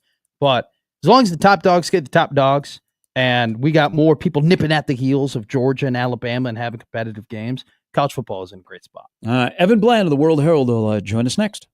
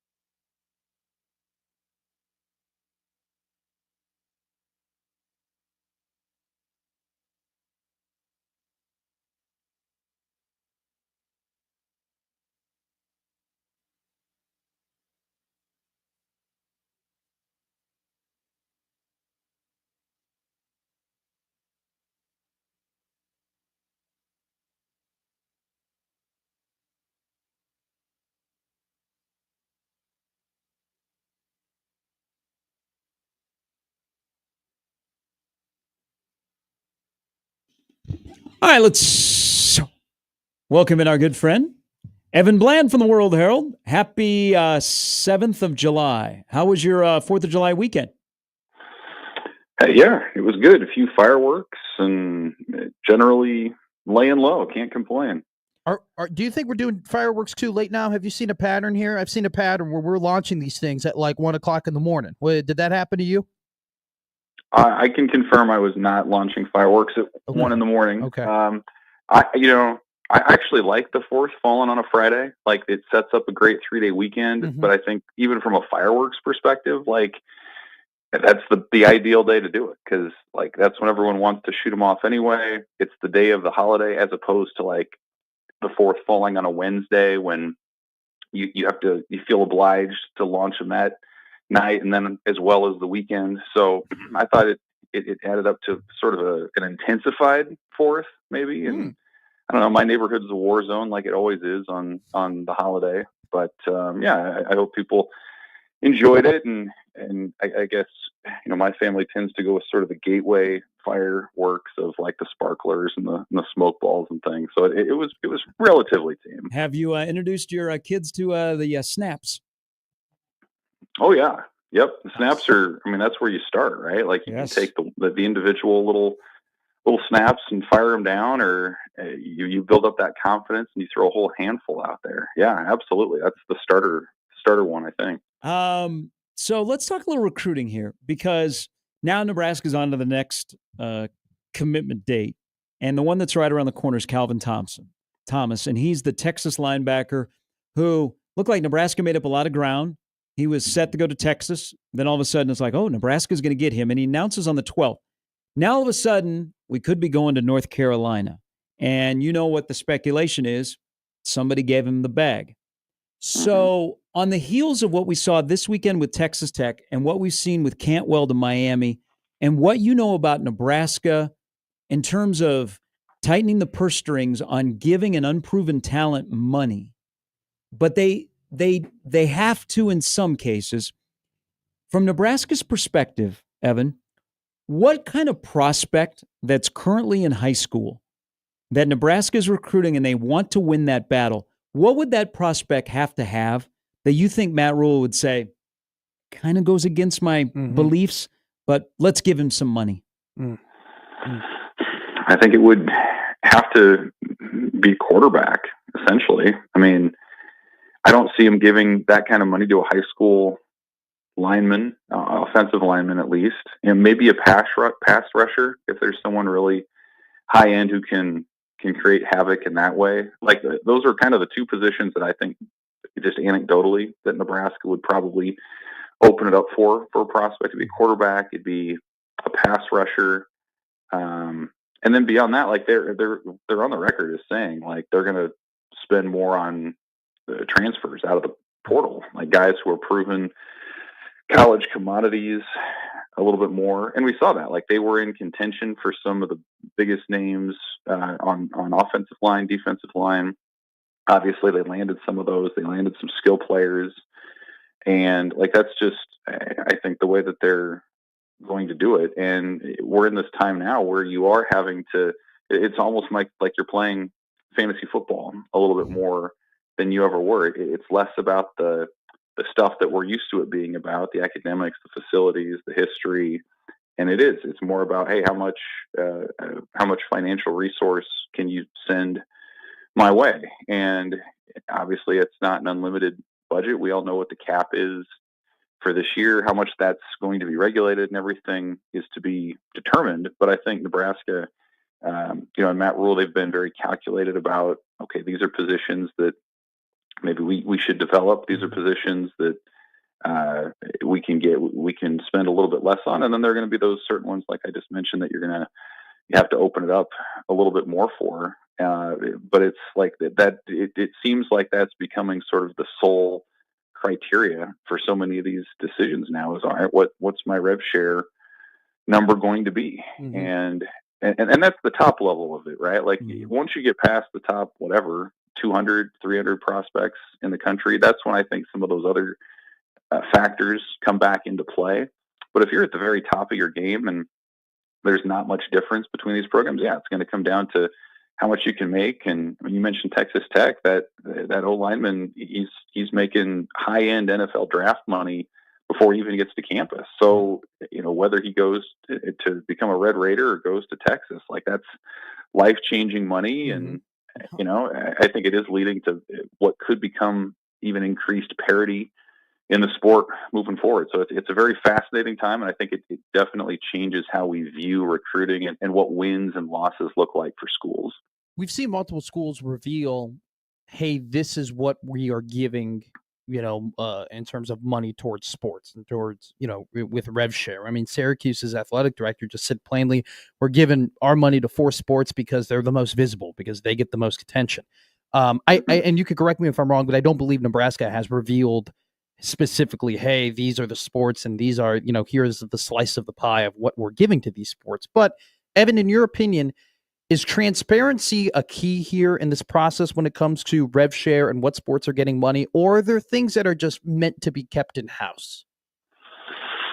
Well, I mean, Troy Danon, Nebraska's AD, has been on a couple podcasts recently, and his analogy was like, it's like a coach's playbook. It's like, as long as everyone's playing by the same rules, like there should be some things that are kept quiet or private because of the competitive piece to it. So I think we have an idea of what Nebraska's setup is. Danon has said it's probably going to be pretty similar to a lot of other power institutions, their peers in that way. You're probably going to see a little bit more allocated to a lot of women's sports, volleyball in particular. And, the other piece that I think fans maybe are still learning about is that, at least for this year, any scholarship additions that are added to any given sport do count against that cap. That may not be the case in future years. And I thought maybe the most interesting thing Danon said when he was making the rounds was, if they could add scholarships independent of rev share, or to have it not count against the cap, he said, we'd add 100 scholarships tomorrow. Yeah. So I thought that was really fascinating. That's something definitely to watch this next year, to see if those two things become unentangled. But I think as it is, it's pretty much what you would expect. I mean, football is going to receive the lion's share of that. Men's basketball, that'll be interesting to see how they can compete, because there are going to be a lot of programs that put men's hoops number one. Volleyball is going to have a big piece of that. And then beyond that, I think it's largely been scholarship additions this year.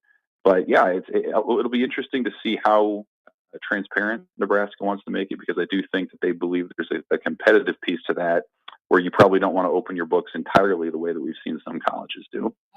What is baseball's scholarship number going to be, do you think? The more I've talked to people, I think it's going to be relatively modest this year. It's been, as we all know, 11.7 for decades. I think it's probably going to be in the mid-teens this year, 14, 15, something like that. And again, like, if that rule changes, then I could see a year from now that thing getting boosted, quite a bit higher than that. I think this year Nebraska's taken a wait and see approach with some of the additions that it makes, just because, again, it doesn't want to take away from what it can do in some of these other revenue generating sports. But my sense is it's not going to be too much higher this year. And then I think the other thing, like the other discussion you got to have at some point is like, does it make sense to like, if you could scholarship all 34 spots on a baseball roster, like, does it make sense to do that? Because, I've talked about this with some different colleagues. Like, would you rather be a partial scholarship guy getting regular playing time, or getting a full ride and only getting a few at bats a week? Like, at some point, playing time and some of the other things do come into it, even if you are getting your finances taken care of. So I'll be curious to see eventually how many teams end up going into the 30s in terms of the scholarship guys. But I think, at least for this year, this is going to be sort of an easing into it for Nebraska baseball. Do your expectations change at all for Nebraska baseball? No, not necessarily. Like, I think we've seen it play out in college football already, where, just because you have the ability to scholarship more guys, like, it doesn't necessarily, that's not the thing that's going to, like, tilt the playing field because, there's still the rev share component. I think NIL in baseball is going to remain more of a factor than it will in other sports. Like that's a sport where, like, I think the original vision of NIL with players is, pitching products or whatever and making money on the side that way is probably still more realistic. And, the people that I've talked to out of the portal that have committed to Nebraska, it's not been about the number as much as it's been about the vision. Like, this is where these coaches see me fitting into the plan, into the scheme of what the team wants to be. A lot of these guys are aspiring professional players, and like, you need a bigger stage to do that. So yeah, I think they're on a similar track to what it's been. I think they consider themselves still a developmental program. You're going to pick your spots where you can contend for some of the highest end guys.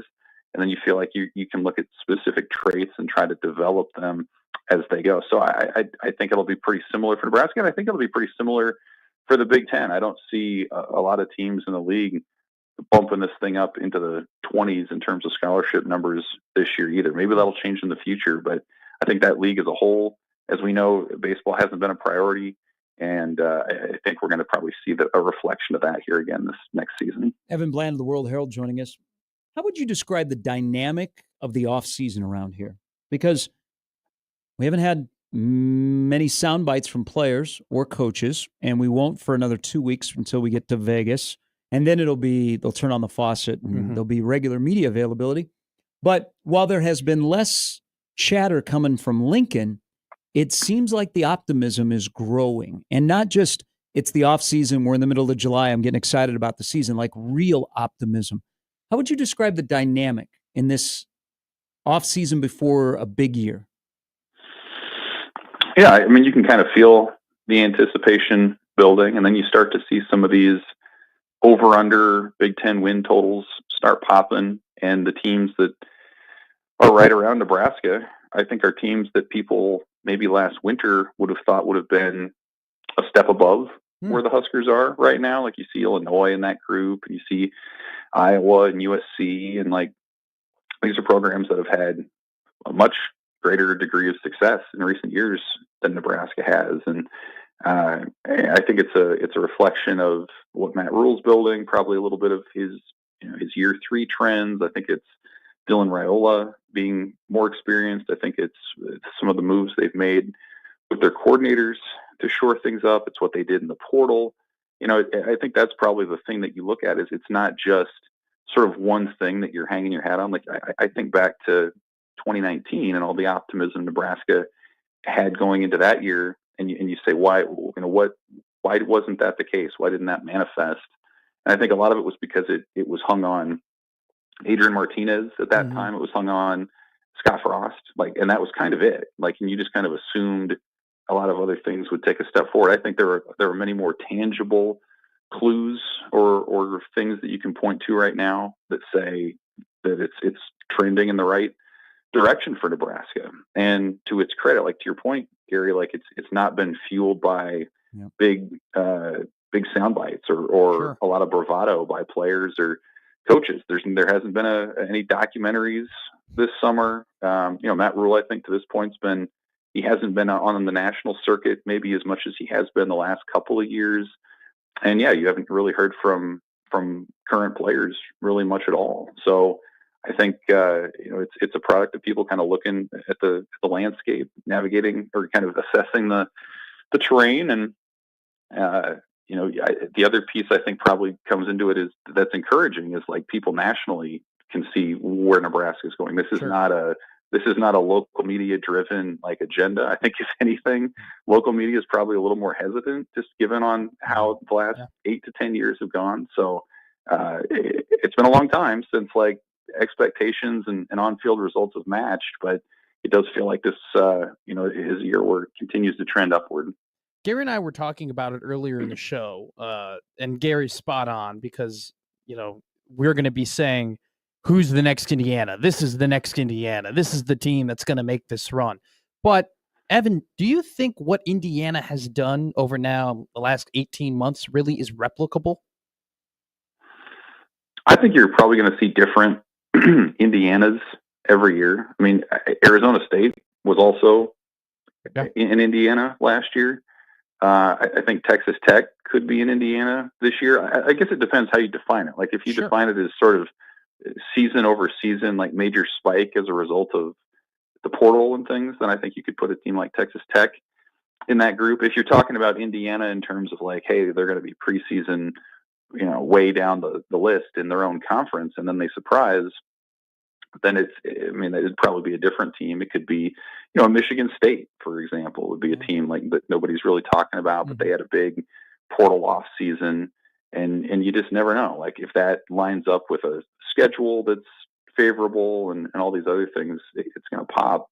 And I think the preseason poll thing is really interesting now because it used to be, right, like 5-6 years ago, it was just a matter of, hey, what's that?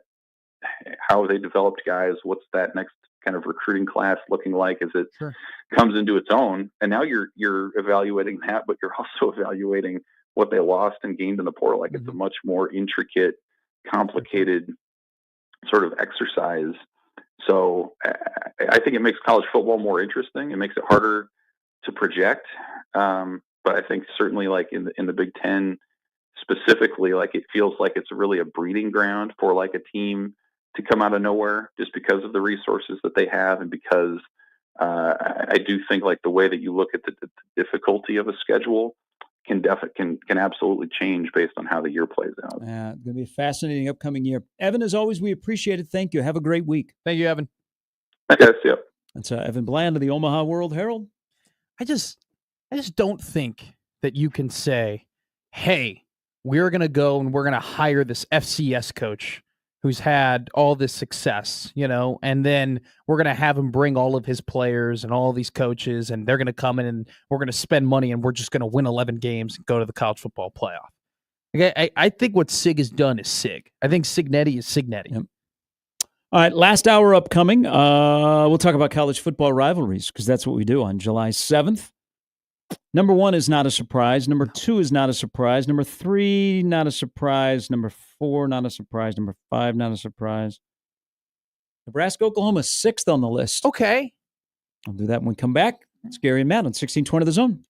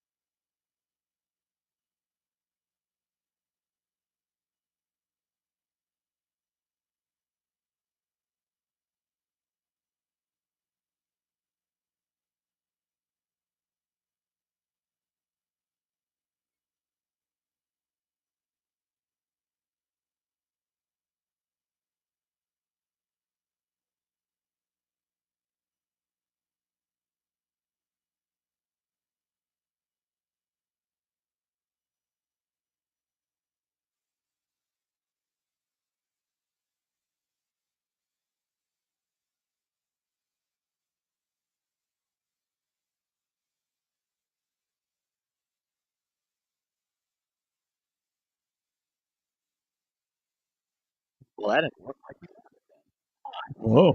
Whoa. Yeah. There you go. Do. All right, I'm over Thomas Fidone. Oh, well, welcome to the party. No. I'm a fan of Thomas Fidone, and I hope he makes the Giants roster. Yeah. But God, can you have a conversation about Thomas Fidone that is not exhausting? Like, can you say, hey, that might be one of your great. That's your greatest take. Hey. It is. It's always He exhausting. had an equipment sale over the weekend because he's moving to New York, and so people came and they bought gloves and shirts and shoes and stuff. And then he was on with Matt Santilli, and he said Matt Rule is the reason why I'm in the NFL. The offense, I'm sure. Rule probably gave a good recommendation when people reached out to say, hey, tell me about this guy. But it's almost like when you say something nice about Fidone, it's the turnaround and go, well, you got to hear what he says. He dog cusses Nebraska when he's at the coffee shop. I'm like, come on. All right. His time in Nebraska is over. He's going to go to the NFL. I hope he makes the Giants roster. But God, you can't have a normal conversation about Thomas Fidone. Hey, he had an equipment sale, and you know what? He's going to turn all that money into. He's going to give it to a church in Council Bluffs. Well, I bet that church. I bet he gets a kickback and he can write it off. Go ball out in training camp. I hope you make the Giants roster. Okay, and it's not against him. Okay, but you can't. You can't have a normal conversation about Thomas Fidone. My cousin's ex-wife's boyfriend told me that Thomas Fidone is a ghost booster for Iowa football. I mean, it's one of those things though where this will always exist. There are some things that will never change in college football. And one of those things in college football that will never change is when you get a highly touted prospect and they don't pan out in this incredible way that you thought they would. And despite the fact that they might have had some success, you now have disdain against them because they weren't as great as you thought they were going to be. That will never go away. And that's just kind of what it is with Fidone. He was the number one tight end. He was a highly touted prospect, but he wasn't a superstar. So we're like, something went wrong, or he's not that good, or he's this, or he's that. And then you had the whole shushing, I mean, that's neither here nor there. Yeah. That's on him and whatever. But 2 years ago, he had a pretty good year. I had a pretty good year last I was watching the, Channel 7 did a nice little story on him having his equipment sale. And it's just like, don't read the comments. Do not read the comments. He's going to be a guy, though, if he can just stay healthy and if he can improve his yards after the catch, I think he's actually going to be a very solid, very good NFL player. I mean, he's got great hands and he runs routes really well. That'll make my friend Richie happy if he can make the Giants. Richie and Papillion, right? Yes. Jimmy, because you're the closest to Texas that we have in the studio, is there such thing as a cowboy hat guy? Are you more likely... See, first of all, here, let me just... We ain't talking Bum Phillips, sorry. I'm watching soccer last night, okay? Because I only watch soccer when it's the red, white, and blue. That is not Texas. I know where you're going with this. They're playing our JV. We've got our JV squad playing there last night against Mexico, who's got their World Cup team on the pitch. And we're going to have a lot of controversy next year with the World Cup of weather and field. Oh, and, God. And the idea, when you're in an indoor stadium, to shoot off pyro... to shoot fireworks off, so it looks like it's hazy. Alamo Dome water the field cannon. started getting crappy, but Mexico won last night. So, but I watched it, all the way through, and I'm wondering how many of these guys are actually in September going to be on this roster. And just for the God, please, of the soccer gods, for us that just pay attention to soccer periodically, do not go 2 in the queue. No, okay? God, no. Do not go 2 in the queue next year. That would be very bad. No. Okay. Get out of the group stage. People want to get behind That's a low it. bar, by the way. Get out of the group stage. So, they've got to take the international feed. And so Fox gets cracked for bad camera. I mean, I almost thought I was listening to a discussion about NASCAR in Chicago about the coverage. Bad camera shots, audio, video, they don't match up, all of those kind of things, bad takes. But with soccer last night, everybody's friend, Alexi Lawless. I remember him. Who I think does live in Texas and owns cattle. I have heard that. I've heard him mention that. Okay. Like on the side. Sure. But I think if you are not in that world, the cowboy hat is worn for 2 things. Picture. One, at a rodeo. And two, Halloween. If you are all in on the red, white, and blue, you better damn well be wearing a cowboy hat. Because if you're wearing a cowboy hat and you go for the red, white, and blue and you say this is the greatest country in America, people are going to be like, damn right, because you're wearing a cowboy hat. That's just my observation. But do you think there is a thing about being a cowboy hat guy and not being a cowboy hat guy? Because Alexi Lawless, who rode in on a horse last night, whoa, Fox, I bet you've never done that before. Hello, Mark Ingram. They had him in a cowboy hat the whole time. If you own a ranch, you're good. So if Alexi Lawless owns a ranch, that's the rule. If you own a ranch, you're fine. If you don't own a ranch, you're a poser. Okay? But that's fair. I can't believe he owns a ranch. I think Alexi Lawless and Bum Phillips are two different people. If he owns a ranch, he's good. He's okay. But if I walked in to this studio one day with one of my various different hats and I was wearing a cowboy hat, what would your reaction be? Better not have assless chaps on. We've all been there. I'm just saying, you'd walk in and you'd be like, dude, I think both of you would be like, take that off. Like, that's ridiculous. That's so I thought ridiculous. about, during Yellowstone, I was like, man, could I be a cowboy hat guy? I looked. Like a lot of people gave me some advice, our listeners, and what kind of cowboy hat to get. Like, I don't want, I'm at the bachelorette party on Broadway wearing the cowboy hat. I want a real Stetson. Oh, yeah, it got to be Stetson. But I decided not to because we used to have S Kicker Tuesday at one of my jobs. I don't know when I would wear it. Like, I'm not wearing it to go golf. Okay, so I'm like, I don't know when I would wear this. That would be a power and I don't move, though. I don't want to disrespect people. That'd be great. That's part of their wardrobe, and they just grew up and you wear a cowboy hat. So I elected to not get a cowboy hat.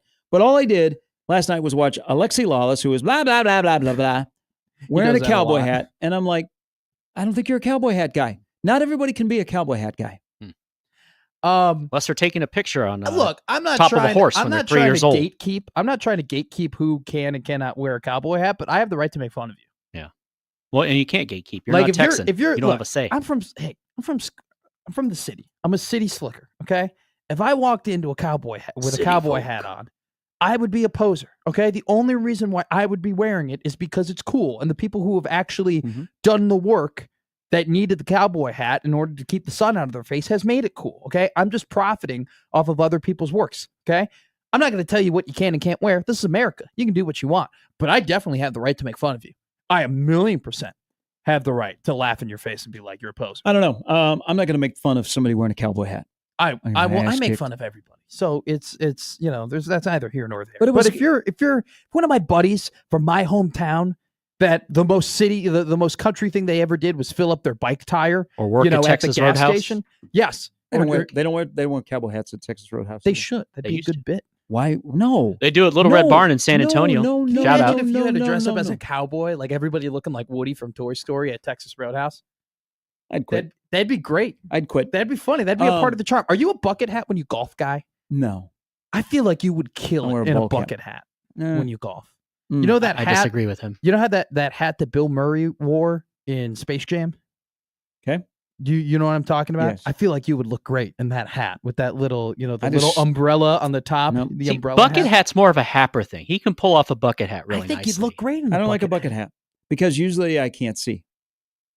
I Oh, just wear a ball cap. which is a Yeah. prerequisite for golf. But wasn't it distractive? Doesn't Like he change wore anything. the cowboy hat the entire time. So it was distractive last I night. was watching the post game show, but I didn't have the volume on. Right, because okay? Con Air. And at one point, I look up and Alexi Lawless is there with the cowboy hat, and I was like, "Did he know? Does he know that America lost?" I feel like when you wear a cowboy hat just on television, it's like a celebratory thing. I'm not a big, just with broadcasters in general, I'm not a big hat guy. Go with me here. Yeah. 1620 cowboy hats for the Nebraska-Cincinnati game at 1620 the house. You No, he picture did- it. So I do he love does- it. I do love that idea. I He do does love that not idea. own a Texas ranch. I So he don't- was wearing it to play the bit because they were in Houston last night. That's called a poser. He's such. He's such a poser. That's a poser. That's such Take a that damn poser hat move. off. You are not a Texan. So I don't mean. Why to does he hate the U.S., by the way? Lexi Laws hates the U.S. He- soccer. He craps. A lot of us do And he- because they don't win. Well, We like okay. winners. So let me just go off. I Do only your know, thing. I Do only your know thing. soccer when red, white, and blue play. Okay. Fair. Um, The Brazilians, I think, are good.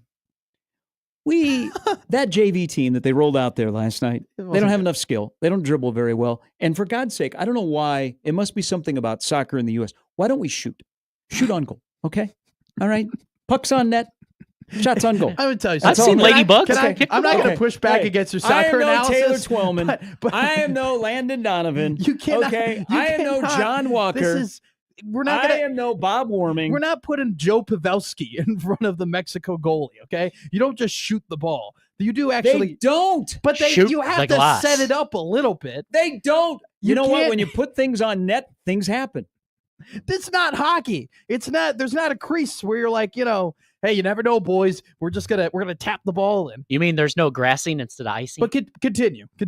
We just couldn't dribble last night. We don't have We were like that skill. we're Like it is, terrible. but that's the JV team. Okay, let Mexico celebrate like they've taken over the country. What's okay? that? That's fine. What's we're the gonna- box? We're just not. Just don't go 2 in the queue in the World Cup. Okay. Once they please. Once they hit the curvy part of the box, the curvy part of the white line, right? And you got to like dribble by some people. They're bad when they hit the curvy white line. When they hit the 12-yard box, they're not good at that. They typically lose the ball, and then they have to if they're lucky, it goes out of bounds, and then they get a corner or a set piece. If you really want to sound smart with your soccer friends, you say set piece. But Alexi Lawless I've called soccer before. I don't mean to sound like old man broadcaster, like yelling at a wall here. Mm-hmm. You make a golf analogy? I don't like it when broadcasters wear hats on pre-games and post-games on TV. Keith Jackson used to wear a hat so that Brent I don't Musburger know. was It cold. just doesn't seem very professional to me when they just wear this is so Colin Cowherd. I don't like my quarterback with a backwards hat. So you have but not, it's just distracting. You have not watched the Philadelphia Phillies TV broadcast. Then. I have not. So Tom McCarthy and John Crook John Crook always wears a hat. Okay. I'm fine with that because that's local, And right? it's That's John their Crook, thing. an But when you're on American national yeah. television, I don't think I've ever seen anybody national wearing a hat. Yeah, wearing a hat Like Jimmy's on right. national TV. So back in the day, like Keith Jackson would wear a fedora. When or it would he'd get wear, cold, or he'd wear the little what do they call it? The like a driving cap. looks Looks like a beret, but it's not. The newsboy cap. Yeah, but he would wear that kind of cap. But if they're outside on game day, right? Like if they are, it's November and they're in Ann Arbor and it's cold, right? Yeah, wear your cap, stay warm. I got no problem. Gus Johnson with that. didn't Gus Johnson late in the year? Maybe the Michigan Ohio State game. Didn't he have a stocking cap on? I think he did have a stock. I got no problem with that with the weather. But Alex, when you wear a cowboy hat like that, you're just asking for everyone to, hey, look at me. And I think he looked like a fool too because America lost. I understand it was their backup team, but they still lost. But as a Texan, were you offended that they rode in on a horse and that Alexi Lawless wore a cowboy hat the entire time? I'll be honest, as a Texan, I didn't even know this was going on. Had it been a football game, I would have been watching as a Texan. I'm like, wait, they're playing in Houston? Where are the Oilers? Judging by the crowd, I don't think Texas knew either. There was more of an abundance of Mexican fans there than there were U.S. fans. No, we're counting down to Cowboys training camp and the Netflix deal. Is there just a big clock in Arlington that's Something counting like down that. to training Yeah, camp? everybody. Yeah. So, poll question. Yeah. Would it be more effective if the current president, instead of wearing his ball cap that he likes to wear periodically, wore a if he'd cowboy hat? If we had a president that wore a cowboy hat, and that was... Come on, we kind of did. W, didn't he? Yeah, but he didn't- Sometimes. So George W. I've seen son it. did not wear it as much. No. Like I don't think he very rarely wore it in the White House. No, I've But seen it when he was he'd go, governor. When he'd go to his ranch, you would see him more wearing a cowboy hat. See, if Jeb wore a cowboy hat, maybe he would have done better when he tried running for president. This is true. I liked him a lot. He was I'm one of the first people I met in Florida. When he was the governor of Florida. He seemed Great like guy. It was crazy watching. If you go But back, he's like disappeared. yeah. Oh, he's. I feel like he's done. He's not in the limelight at all. It's crazy when you go back and you watch those debates now. How Jeb Bush is like very well put together. Seems like he's very well mannered. Seems like he's very smart, trying to take it very seriously. And then Donald Trump is just making fun of everybody. And he tells him, Jeb, every time you keep moving back over there, Jeb. But speaking about the president, how much would you pay to see a UFC fight on the grounds of the White House? I'd go. I would go.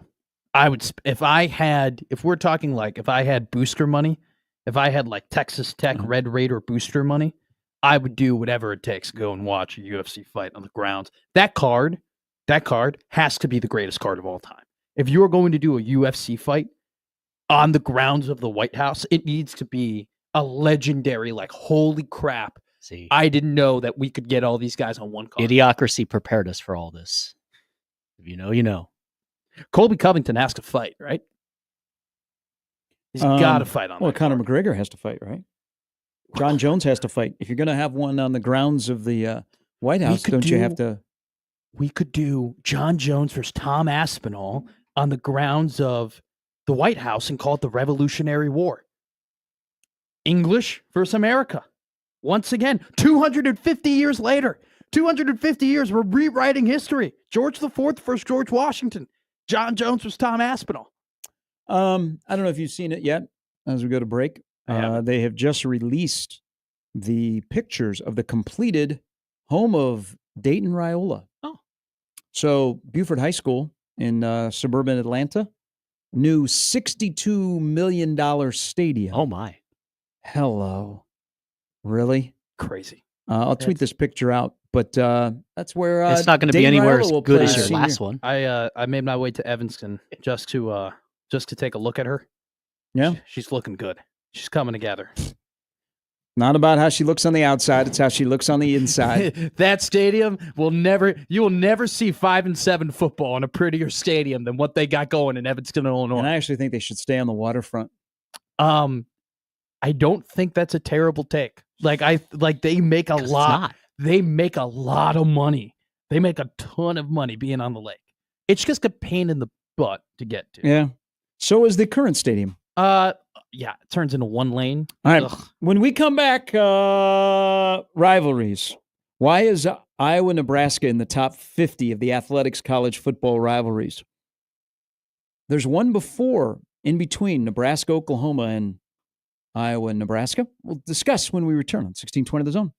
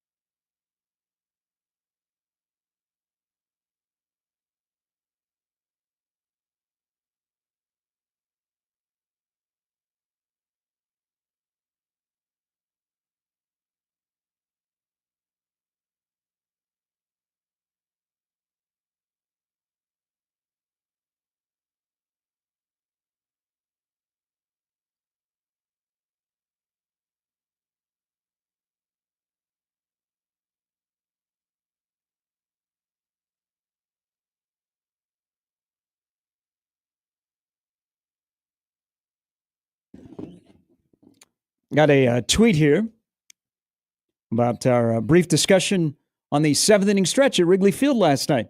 Chicago, much better than anybody else in the country. We don't boo the Easter Bunny, Santa Claus, Tooth Fairy. No. We boo the person that butchers the 7th inning stretch. As they should. Ed says, who in the hell are you guys talking about? Well, let me tell you, Ed, I'm Mr. Pop Culture. On this show, you are. Who's your daddy? You said worse than Ditka? Oh, she was brutal. She sang it her own way, and it was god-awful last night. Ingrid And Andress? Like about 4 seconds in, people started booing. Oh. And they booed the entire time that she was singing the 7th inning stretch last night. But she is a popular, and I mean a popular podcaster who, her recent one, if you want to go back and watch, Charlize Theron. Oh, what's the title of it? Well, that was she as a 49-year-old woman had a one-night stand with a 26-year-old, so they discuss it. She called it incredible, was what she said in the clip. That's what he said too. In the clip that I saw. Hey, look, if you want some entertainment, go Matt, back. that could be you if you go to Bonefish on Wednesday. I knew you were going to say that. But it go could be. back to when Call Her Daddy came out and read some of the names of the episodes and just the raunchiest, like, oh my God. Like, I'll tell you this now. Call Her Daddy now from what it used to be is totally different. Like right now, a little bit more professional. They go. When she first started talking, she started talking about how'd you do it? You know, how do you get down and dirty? What are some things to spice up the bed? You know, how many people have you cheated on? What's like the craziest place you've done it? Now they talk about mental health. And like, you know, how did you Well, those battle things give you good such a mental health. traumatic experience, you know, from your divorce and whatnot. And it gets like emotional and they cry. But original Call Her Daddy was like, yeah, when you're down there and it gets a little, you know, the weather isn't going well, you know, these are tips that you got to do Pineapple juice to make it better. A good one. It's crazy. Megan Maroney was just on. She was talking about her relationship with Morgan Wallen, so I watched that one. I watched the one with Kelsey Ballerini. Morgan Freeman would have been better. They just talked about how hot Kelsey Ballerini's boyfriend is. He's the guy from what's that Outer Banks? Kelsey Grammer? Chase Stokes or something, whatever his name is. They just talked JJ? about how good looking that guy is and how much Doesn't fun he play they have in bed. backup third base for Nebraska? No. I don't know. I don't know if had Chase something Stokes. I got no clue. I don't watch Outer Banks. TC writes into the Equitable Bank inbox Hi, about TC. the Buford High School football stadium in Buford, Georgia. $62 million stadium that opens up on national TV where you can see Dayton Raiola play here the middle of August.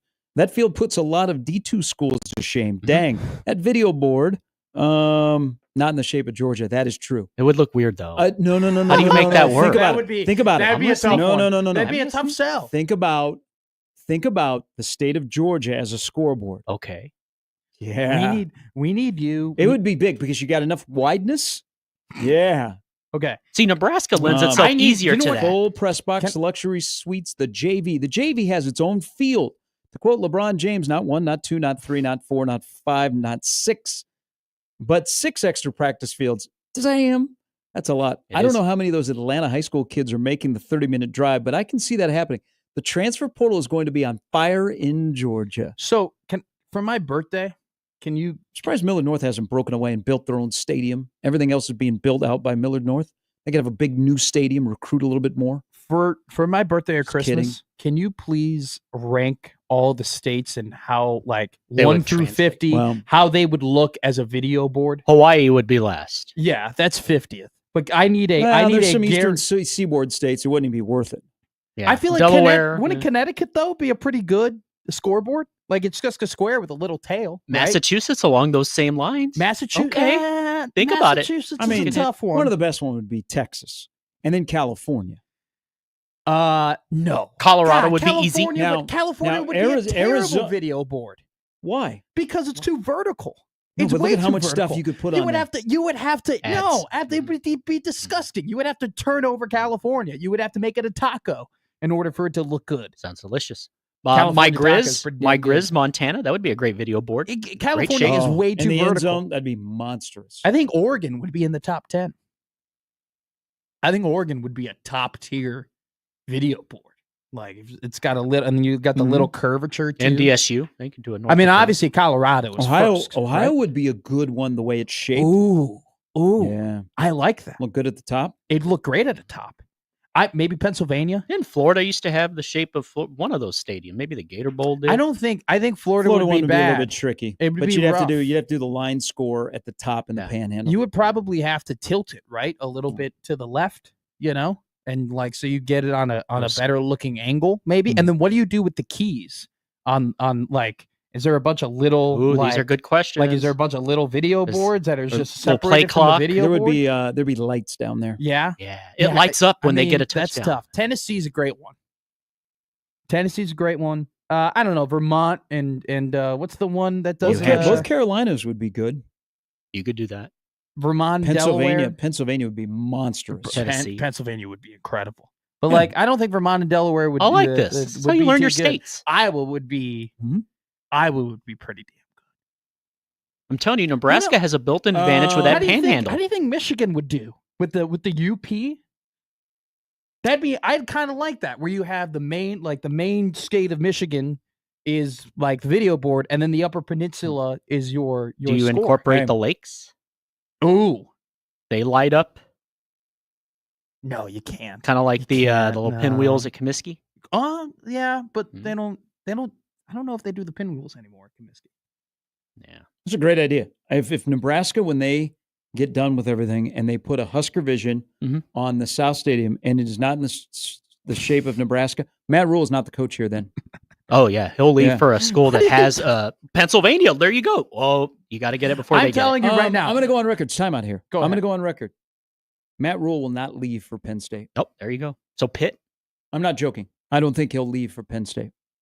I don't blame him. It's hard to get there. Ever. I believe ever. Ever? Ever. I don't know.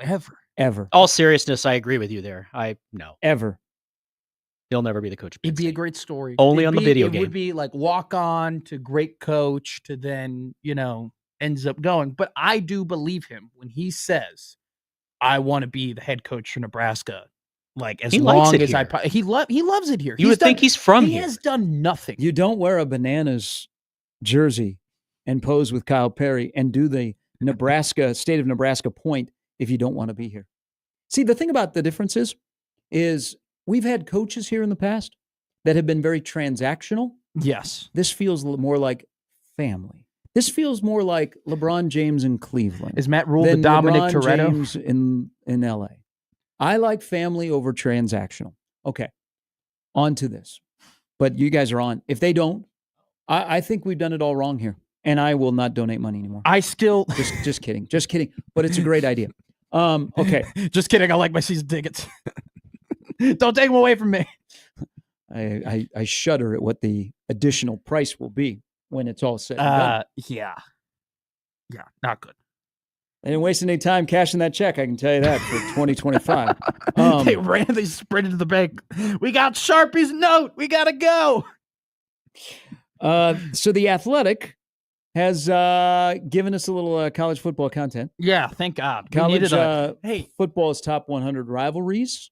Couldn't we, real quick before we get to it, don't we agree that there's been less lists during list season? I No, like it's we coming haven't- July. It's after July 4th. Here we go. Okay. All-Star I just feel breaks like we next haven't- week. Okay. Oh, no. Michigan, Ohio State, number one. Easy. Yeah.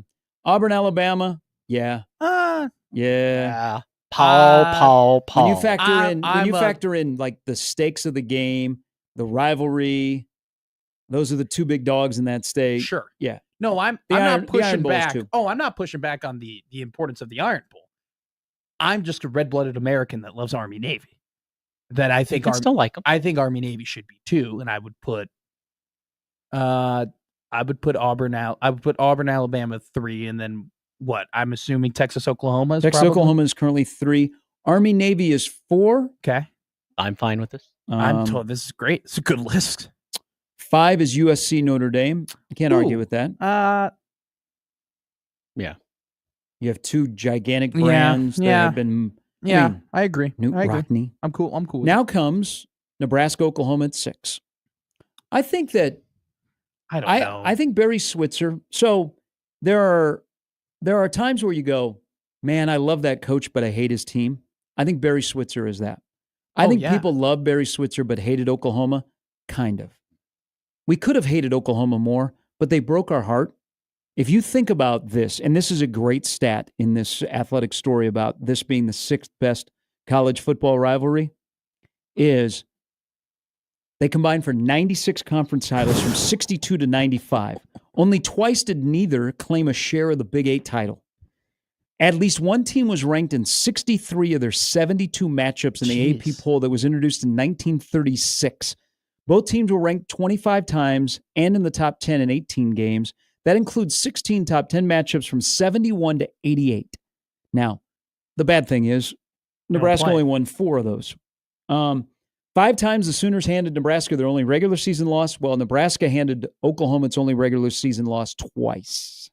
So, can you tell me what 7, 8, and 9 is? Well, let me finish here about Nebraska, Sure. Oklahoma. Go ahead. 7, 8, 9. So this is something that I think killed the national fan base for Nebraska and Oklahoma to grow.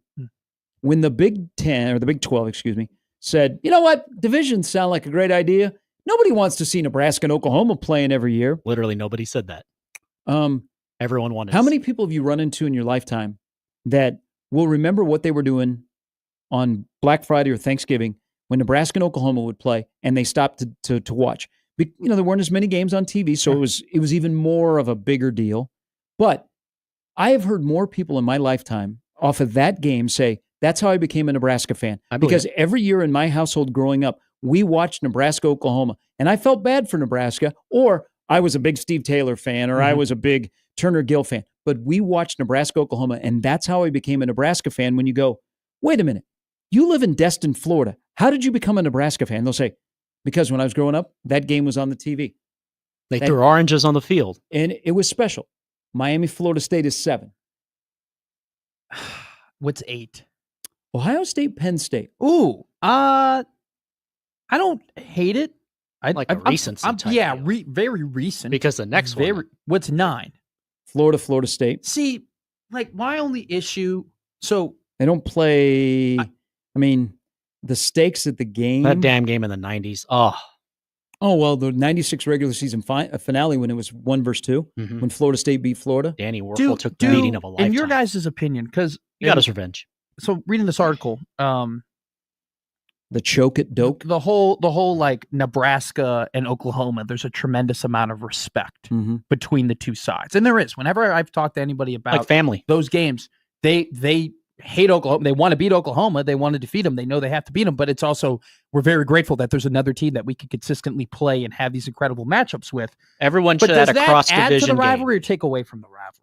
I don't know. Florida and Florida State people hate each other. Exactly. So. And so to me, that is with Nebraska not playing each other, Nebraska and Oklahoma not playing each other as frequently, and Florida and Florida State playing each other very frequently and having that hate for each other, it's just 6 is I have so much respect and so much admiration for what the history was. There's also part of a rivalry. That's why I disagree with Iowa being really on this list. Do you know that Iowa and Nebraska have never played when both teams were ranked? Right. Okay. So Nebraska, Oklahoma, there was always something big that was on the line, which that loss would ruin your season. Yeah. Yeah. That's how I look at this. Let's see here. 10 is Minnesota, Wisconsin. See, Nebraska losing to Iowa, that loss was brutal this year. Not so much because you lost to Iowa, but it was because you wanted to win another game to get to a better bowl game. It wasn't this loss is so terrible because we dropped one of the Hawkeyes. It was more so we dropped one of the Hawkeyes. We hate that we lost to Iowa. We don't like Iowa, but it was more so to do with what was the outlook of the game after. Nebraska, Iowa is just a rivalry in the stands. On the field, it has to be. You got to start winning. You can't get your ass. You got to start winning. Rivalry, and the stakes have to be pretty darn high. Now in the stands and between the coaching staffs, it's on like Donkey Kong. But on the field, Nebraska has to hold up their end of the bargain. I told you guys, Nebraska's up by 40 against Iowa on Black Friday in Lincoln. Matt Rule will onside kick. Well, I love that. I love that because there is no other loss down there that bugs those guys more than that game. I think, and all of that's how rivalries crap that went on in that game. Exactly. Iowa Nebraska doesn't go anywhere until you win a game. Yeah. But I think Iowa Nebraska has had legs and definitely still has legs. No, it's a forced one to me. It is because of the location of the two programs. But on the field, Nebraska has to win. It's definitely, and also, again, they've never played each other when both teams have been ranked. It's definitely It has forced. potential. It's definitely forced, but there it is. Has great potential. It has great potential. The next generation. It has potential to be something really big. Like, okay, but I so agree the with Big you. Ten- But it the has Big- a lot of potential. The Big Ten tried to force Wisconsin. Yeah. Wisconsin, Nebraska. They're not even playing this year. Yeah. Okay. But you need that. Like, I think when you moved be away, forced into a rivalry? No, you just a rivalry. Rivalries make sports. Rivalries are, Yes, are it's just about hating your opponent. That's right. Exactly, and Yes. it's like Enhance your hate. and So- it adds another layer to like why you here's root some and why hate. you enjoy the game. Here's some hate. They don't really have a long history of both teams being good at the same time. Nebraska, Colorado is 33rd on this list. Now, between 88 and 96, which, okay, I've always told everybody, I came along when Oklahoma was going down. So I didn't get to bask in that, this Sure. sucked. I enjoyed beating the hell out of CU. Yeah, you got the Buffs coming at that time. But and- 88 to 96, they played, and every year, Nebraska and Colorado were ranked. They had the best dudes. Yeah. They were the best teams, and they were the best games in the old Big Eight. Big Bill McCartney just had a way of and- getting under Nebraska But feathers. and it was skin. like it would be a Saturday afternoon in October in an 11 a.m. game, and you would have a top 3 matchup. And also, if you lost to them, your season was over. Okay? But they're 33rd on this list, and they haven't played like a big No. game.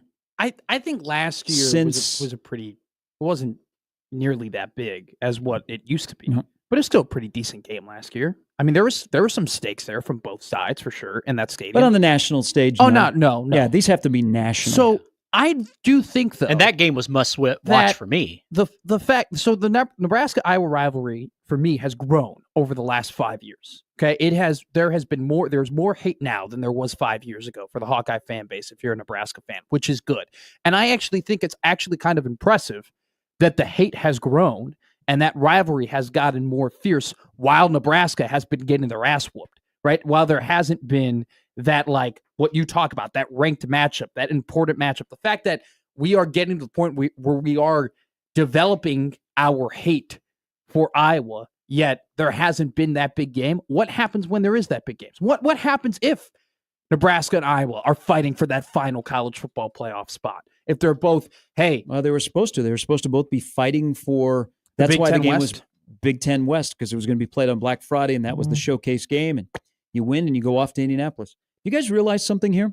And I'm not playing tongue in cheek about Rule. Like, Rule is riled up about Iowa. So is Holgerson. Like, Holgerson has used the word, we choked the game away. So you're up 40, and you want an onside kick.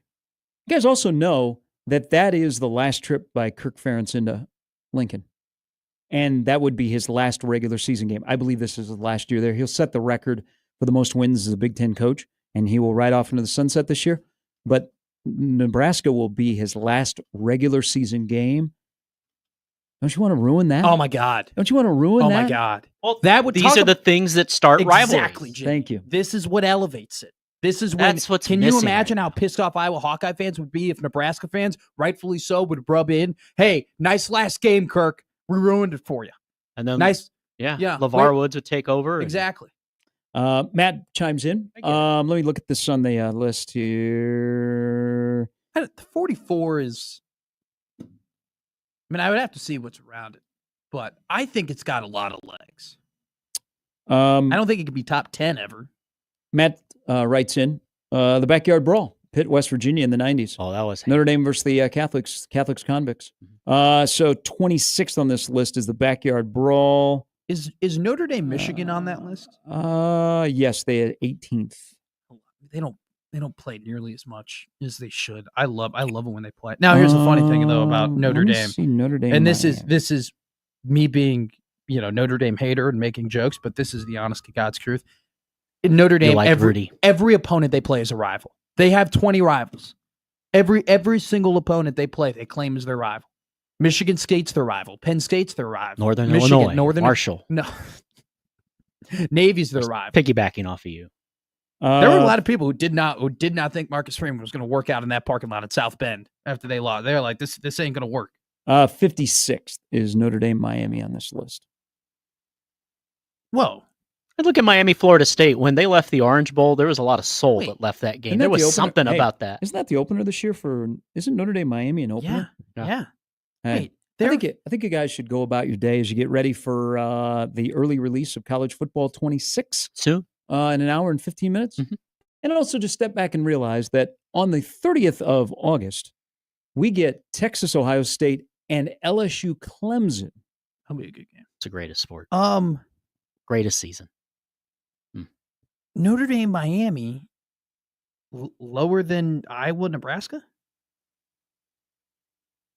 Yes. Yeah, it's missing a lot from what made it a. But Scott Docterman put this list together, so he maybe had some personal hate. Just kidding. I like Doc, but I don't think Iowa, Nebraska, rivalries are not forced; they are organic, as Bob Devaney once said. But they can be forced. Maybe he did. I don't know. They can be forced, and then something organic can happen. No, within the Big forcing Ten of it. tried.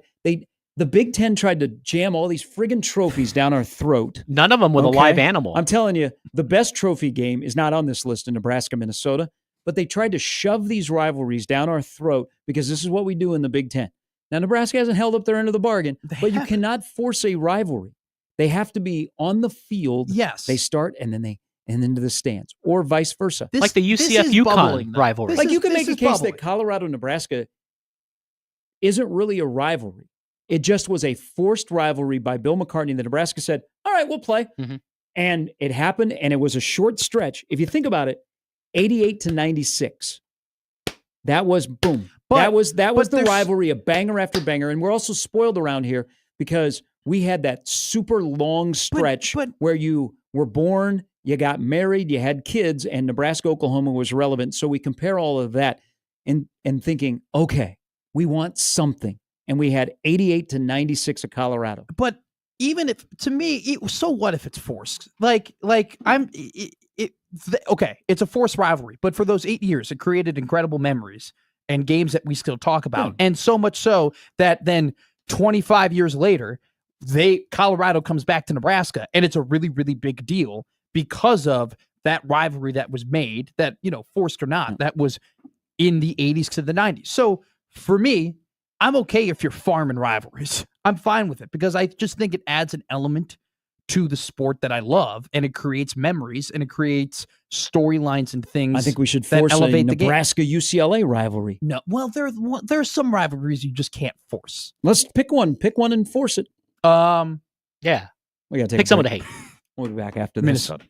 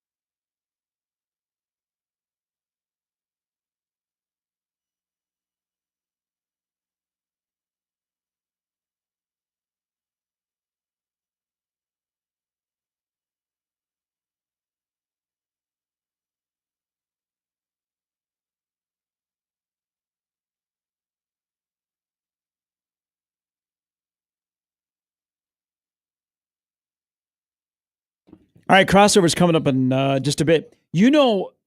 And it had its moments in the Big 8 and then in the Big 12 with Nebraska and Missouri. If Nebraska and Missouri would have stayed in the same conference, that rivalry was starting to get super nasty. Mm-hmm. Like the shout out Sue Pinkel had Mizzou in a good spot.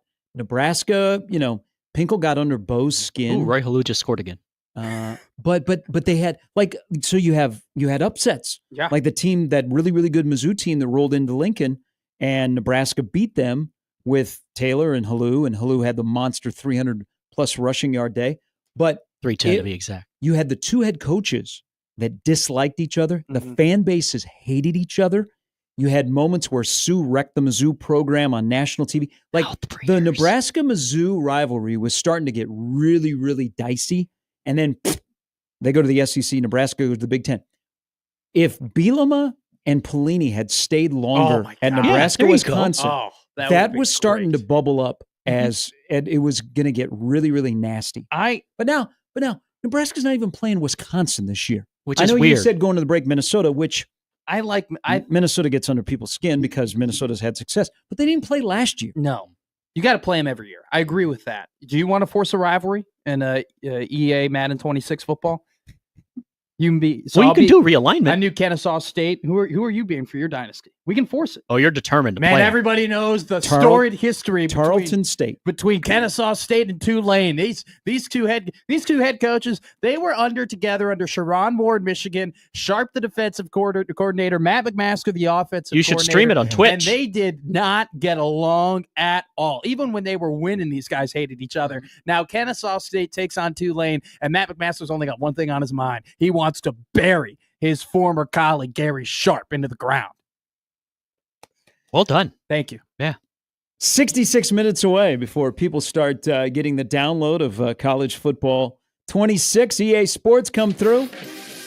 And we'll compare body sizes of coaches. Live from Tulane as the Green Wave comes in 7-0 as the Kennesaw State, I don't know their nickname, try and keep their undefeated season alive. Matt McMaster. That's what talent I used to have. I could do the fake opens. That sounded like Bobcat Goldthwait. I would do that. We'd play our dynasty mode. I would do like a fake open. See you at 6 tomorrow.